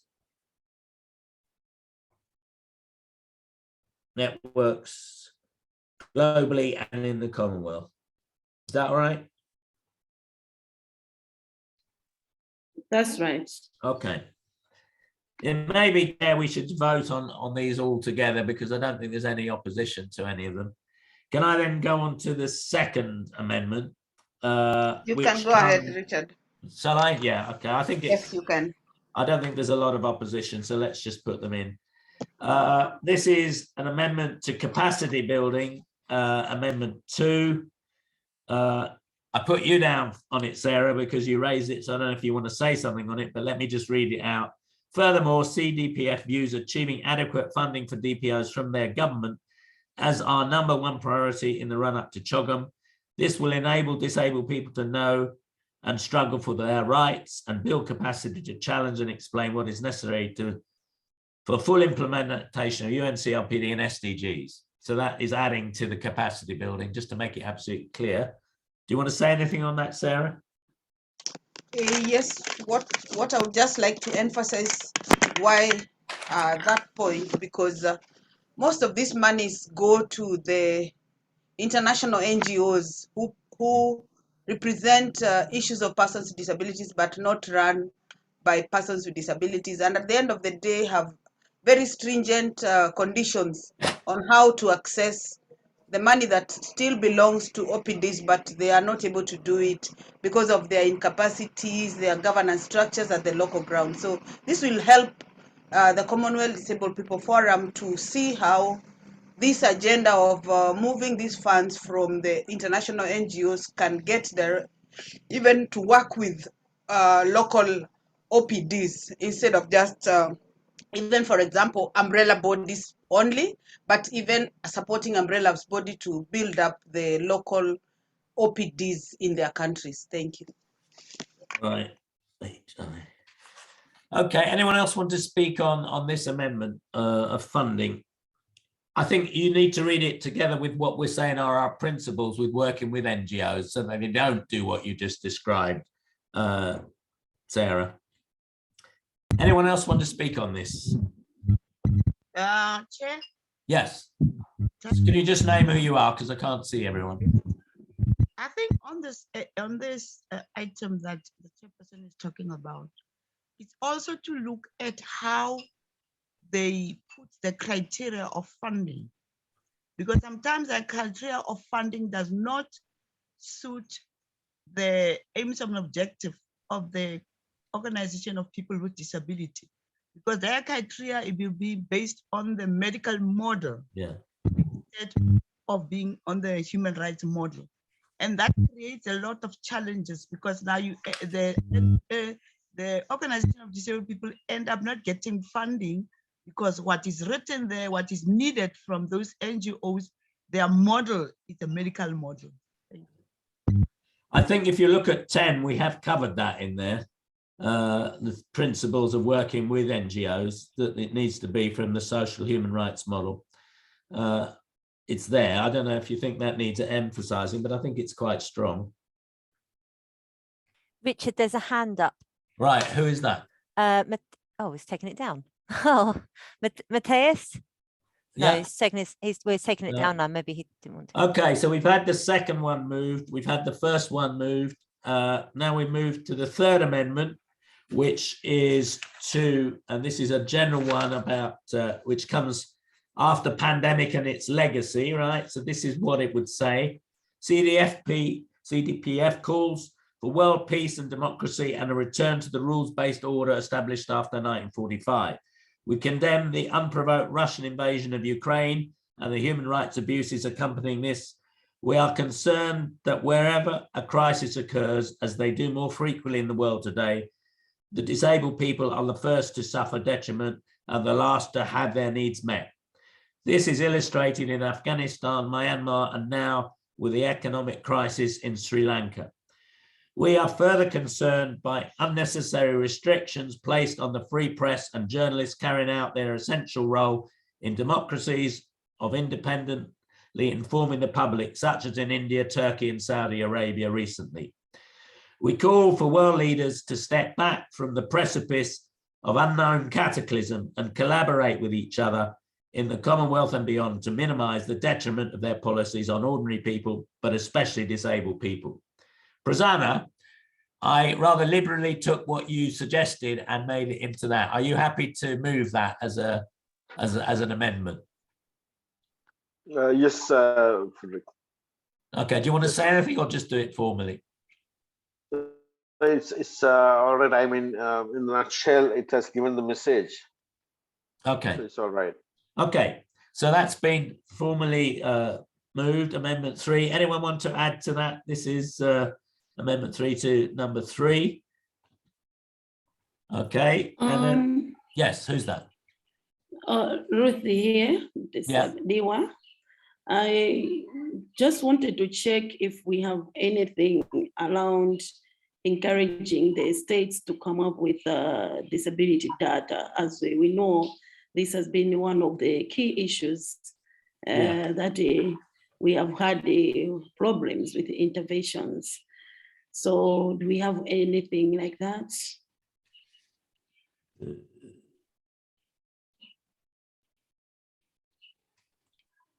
No, so we can add that.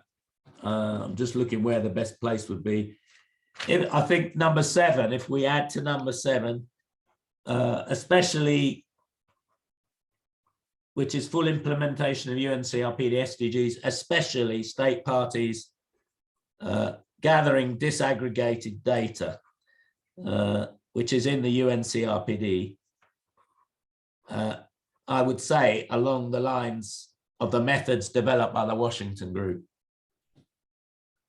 And let me explain that if people don't know, but that is where you look at the impact of the impairment rather than the name of the condition. And where we do surveys on that, we find that the number of disabled people goes up to around 14% up to anywhere near 25%. So we would recommend that, and we have in other policies, we haven't put it here. So I would add to 7 then, especially state parties gathering disaggregated disability data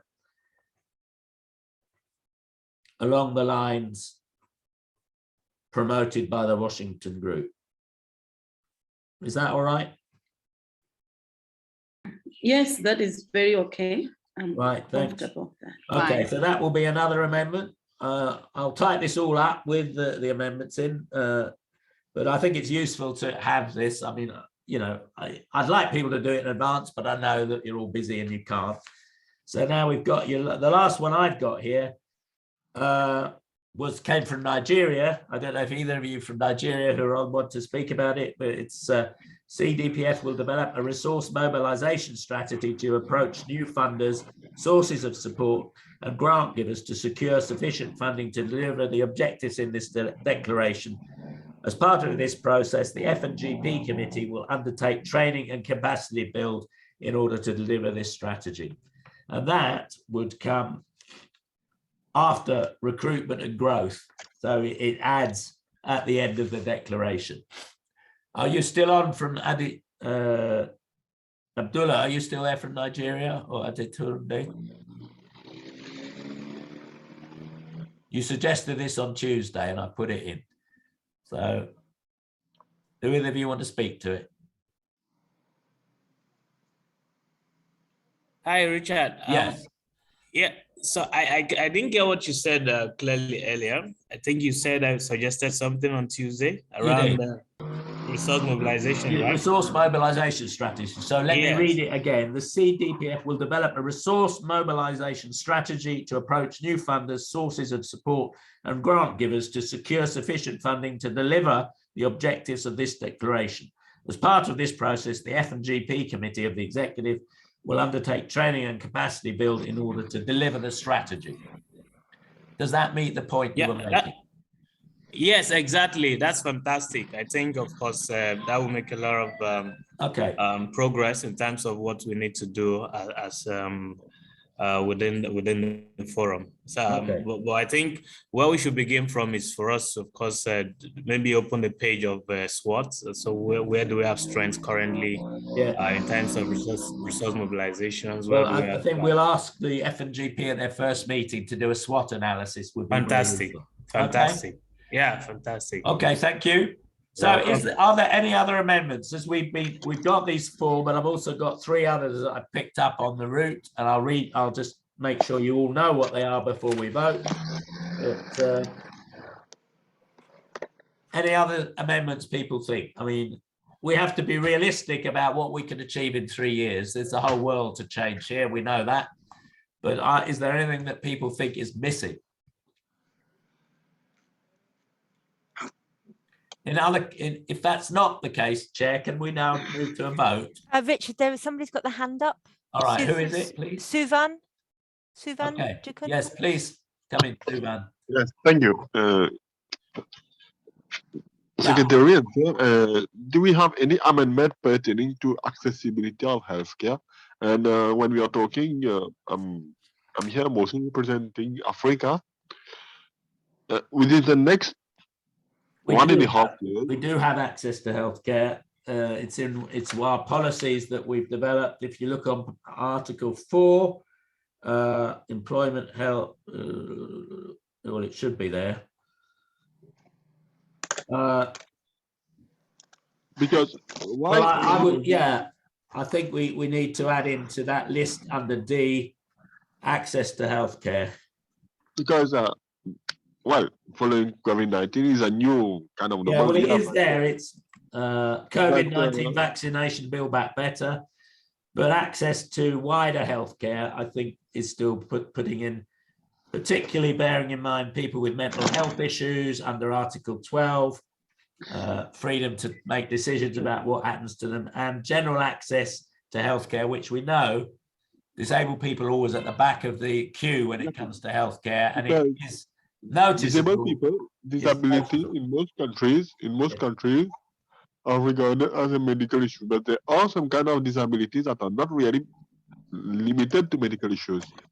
So within the next 1 and 2 years, we can upgrade towards educating healthcare providers how to tackle and understand people with disabilities, how to diagnose people with disabilities.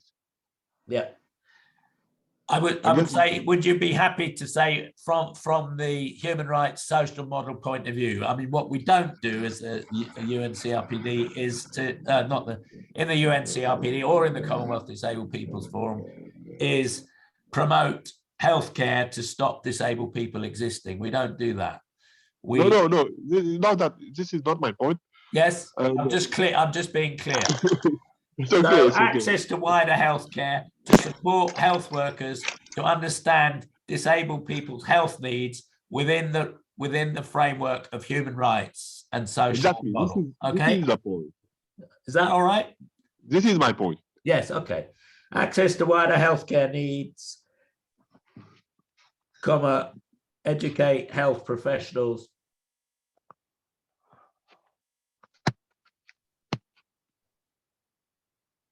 to meet disabled people's health needs.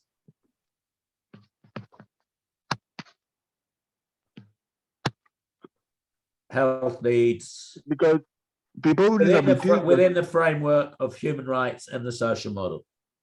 Because two major things we persons with disabilities we need so that we can move to the next level of our lives or whatever we are doing is access to education and access to Well, we've healthcare. got that. I think we've covered with inclusive education. We've got employment livelihood. We've got climate emergency. We've got the media stigma. We've got accessibility. We've got COVID-19 and racism, Build Back Better. And, and we've got quite a lot on the climate catastrophe. So I think that's all in there. This is a good point to add. This would be point 410. Yeah, 4D10 it would be. All right, thank you for that. Any others? I think it's been a useful discussion. I think it's strengthening our declaration. So is it possible for us to have one vote on all of these if none of them are contentious? Are people happy with that? I'll read them through.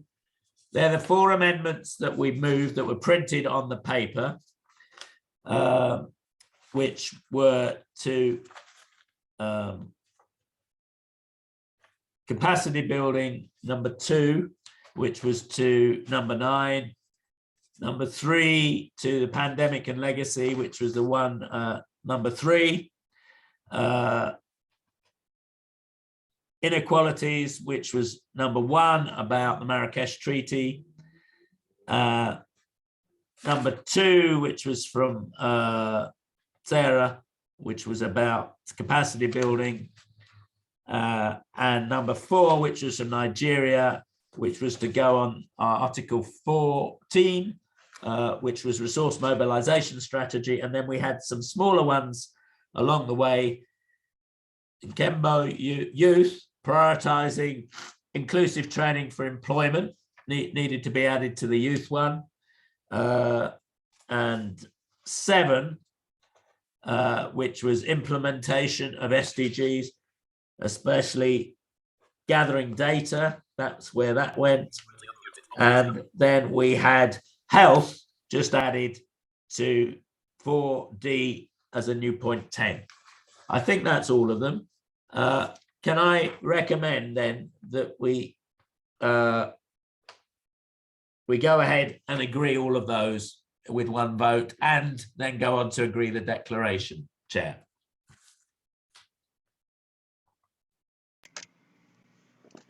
Oh, I think some people have voted already, so.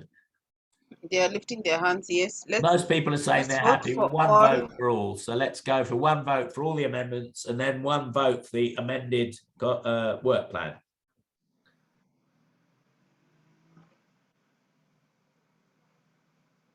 So we're voting on the first one, all the amendments. Okay, it's currently at 12. 12 Anyone hands want up. to add in the patients? Yes, that's 13. Anyone else? Wilbert's back again. 15 hands up and patients. That's 16 so far. Okay, that will be enough. Anyone else want to add a vote who's on verbal? Okay, so the amendments are all incorporated by about 16 to 20. We're now 27, I think, on this delegates. So the last vote of this General Assembly, and then I've just got one AOB, I don't know if other people have, is to agree the declaration as amended as our work program for the next 3 years and our outward facing policy statement to the world.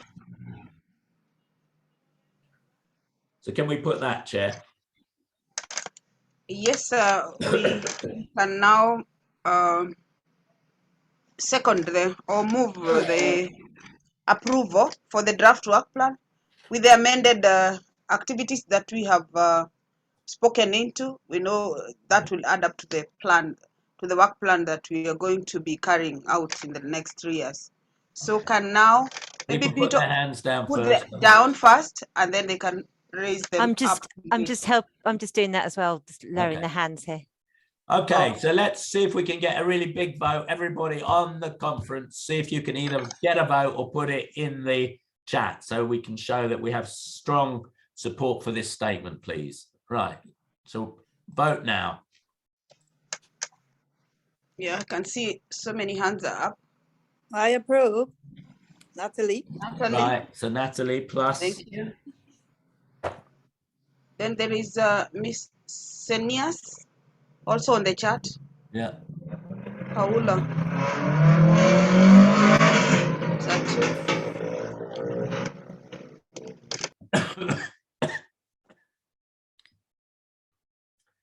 Patience. Okay, we're at 22 hands so far, plus 2 in the chat. And 1 voice, so that's 25. And 1 voice and 1 voice, yeah. Okay, I think that's pretty good. Is that it? Anyone else? Good. That is all our voting finished, Chair. I don't know if you want to say something at this point. I just so I have a break for a minute before I come back on the last one. Okay, Richard. I know you also are having a cold. You need to drink some water. I've been drinking lots of things. It doesn't seem to make any difference. It will when you stop talking. But I think we have so far moved well with the agendas, and we see we have a lot of work ahead of us in the next 3 years. And I know that with the commitment that each one of us has made, this is going to be something that we shall work together to achieve. And I'm looking forward to a very busy time for us to be able to move our agendas from the level they are at to the next level. And so I think we have done well. Let's continue putting more even of our time to look into other issues on our own, such that we are more aware of what is happening around us and the issues that we need to even bring on board as we go along. And I think we will now go to the CHOGOM, which is the Commonwealth Heads of Government meeting, which is going to happen. Briefly, as briefly as I can. Yeah, be brief. Yeah. Yeah, this Richard. is, we will send out a newsletter towards the end of next week, but this is, and the minutes of this General Assembly will go not only to the delegates, but all the CEOs of all of their organizations, so they know what they're affiliated to and what they have to do. But in the meantime, the Commonwealth Heads of Government meeting is creeping up on us. It's only 3 months away or less than. And this has been put off twice for Rwanda. The Rwandan government did not want it to be virtual. They spent a lot of money building infrastructure and they want it used. So, which is difficult for people like us who have to find money to send delegates because they're spreading the events over more than a week. So the Youth Forum, which we have nominated Campbell and Emil to be our delegates. That is on the 21st, the 19th to the 21st of June in Kigali. I don't know, they will have to make an individual application. I will let them know as soon as I do about that. But I was told we would get 2 funded delegates, so as an accredited organization.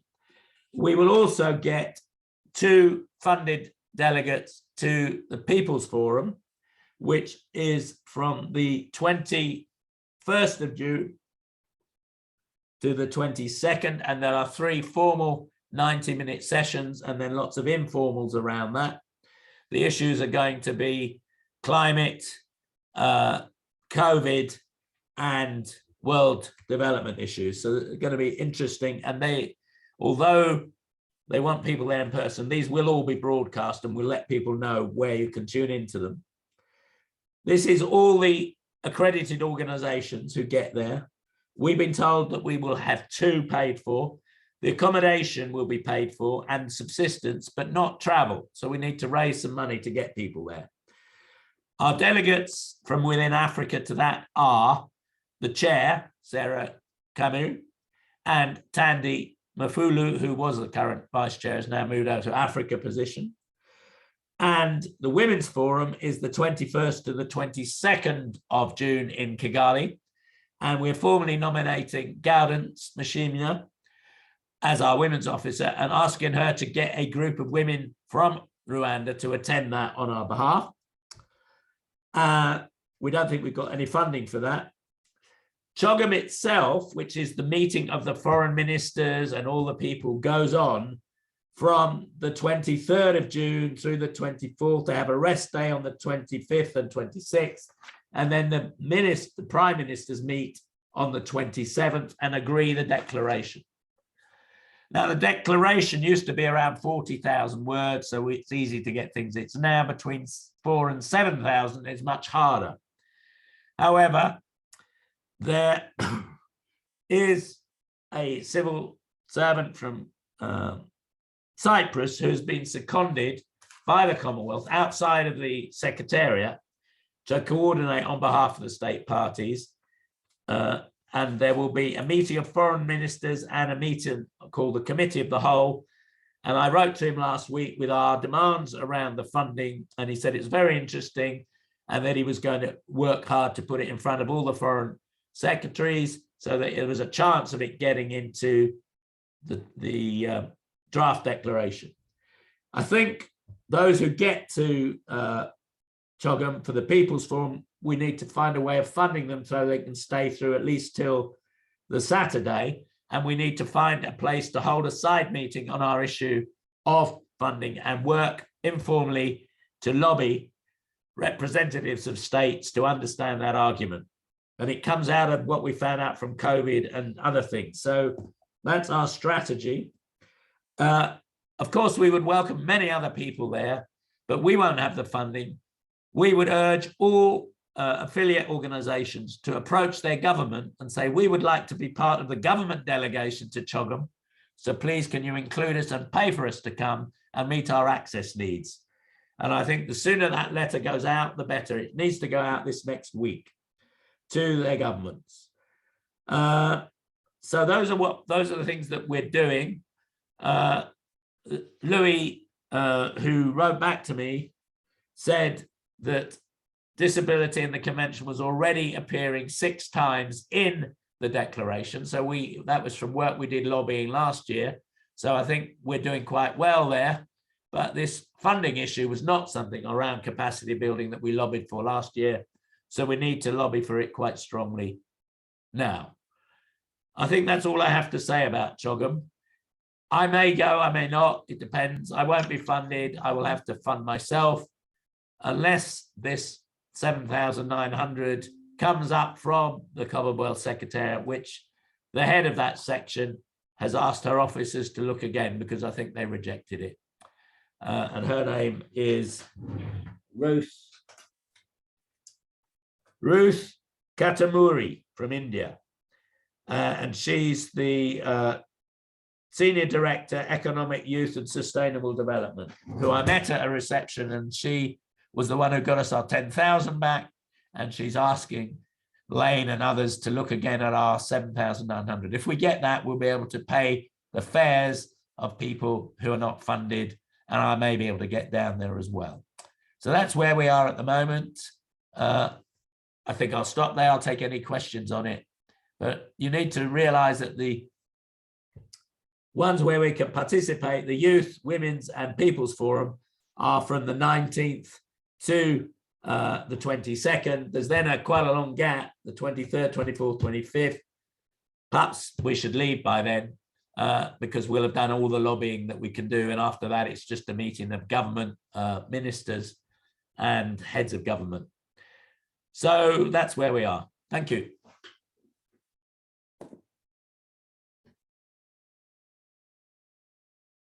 Sorry. Thank you, Richard. I think that letter that you're talking about will help many people to be able to intervene with their governments to see how they can attend to the different meetings that will be there, the ones that I'll try and get it out tonight. As you can see, I'm not doing very well, and my apologies. You can do it. You can do it next week. You don't have to. I'm at a conference all next week, so I'll have to do it tonight. But you can see I'm not working as I should. I sent out the wrong agenda, and I apologize for that for today. But we previously sent out the right one, and I sent it out again. But that's what happens when you aren't working on all whatever it is I'm meant to be working on. Okay, but thanks. Thanks everyone for attending. I think it's been a good virtual General Assembly. Yes, I want to thank you also for having been resilient enough to be through the meeting with the cold. Richard, thanks so much for your intervention and your inputs. They are very valuable, and we thank you for your time. I want to also thank the participants because, like you said, having a General Assembly virtually is an achievement that we have done as CDPF, which we can teach other forums that are finding it hard to have meetings or assemblies during this COVID time, and even the need for governance structures to be put in place such that every other year, after some years, there is an election so that we can have democratic leadership in the organizations that we have. This has proven to be a very good achievement for us as a forum, and I want to thank everyone who has participated, regardless of the challenges that we have had. So I think we want to end this meeting there, and I want to congratulate the new Madam Chair. Yes, someone to speak. Yes. This is Natalie. Yeah. Are we taking any other business before we close? Okay. Yes. Okay. Yeah. Can I say something? Yes, Natalie, say something.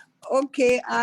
Madam Chair and other members and representatives of this forum, as a past member of the executive committee of the CDPF, I would like to say how privileged and honored I have been to have represented and served the Caribbean Caribbean region on this forum. I think it has been a rewarding experience for me. We worked as a team, we learned from each other, and I just want to wish the re-elected and new elected members all the best. I also want to say that in Dominica, in January, we realized a major achievement when the government of Dominica established and decided to implement Article 33 of the Convention on the Rights of Persons with Disabilities, which has to do with the administrative machinery in the coordinating committee. And I was appointed the first chairperson of that committee. It is called the National Commission of Persons with Disabilities in Dominica. And so I will continue to serve in Dominica, and wherever I'm needed in the CDPF, I make myself available. I also want to say that in terms of the issue of long-term and co-funding for organizations of persons with disabilities, that too we will be pursuing with our government in Dominica, because it was not possible to take it up with them before the global summit as we were asked to. So now that preparations are being made for the national budget, the DAPD will be putting this case forward for long-term co-funding so that we can continue to build a resilient and sustainable organization. So thanks everyone, and I wish you all the best. I think, Chair, we should just thank the other 4 outgoing members of the executive. That's Mawinyo from Ghana, who was the treasurer, Dixon Mavenga from Chavita, Michael Njenga from Mental Health Survivors, and one more, June Rima from Disabled People First Aborigines in Australia. Although I think June has indicated she might be prepared to be seconded back because we need to have someone from Australia representing them. But at the moment, she leaves us as of today. So those 4 plus Natalie are going. And I'm very pleased that we have a new crop of executive members, more diverse, more countries, 18 countries now represented on the executive, which is 4 more than we had before, and a greater, wider range of impairment, which is also good. And we need to go building on that work, and we'll need to find new ways of working together because more people have different access needs, including having someone who's non-verbal, someone who needs to work through their own local signer and so on, whereas up until now we just had a captioner and occasionally a signer. So we're going to need to do more access work to make the executive work. But I'm very pleased that this has happened and very pleased. And I'd like to also thank all those who've done the captioning and the interpreting, including the language interpreting in French and Portuguese. And of course, to Gemma, who has really coordinated all of this and been there to back me up all the way, and the chair. So thank you very, very much, all of you. I think we can stop there. Thank you once again. Yes, we can stop there. I want to thank everyone for attending and thank everyone who has assisted the sign language interpreters, the captioners, Gemma, and all of us for being part of the meeting, because it would have not been possible if we didn't have a quorum. So we look forward to a fruitful working 3 years with this committee and to achieve our work plan as planned. Thank you so much, and bye-bye. Bye-bye. Bye. Thank you. Bye. Bye-bye. Bye-bye. Bye. Bye. Bye. Thank you. Bye-bye. Thank you. Bye.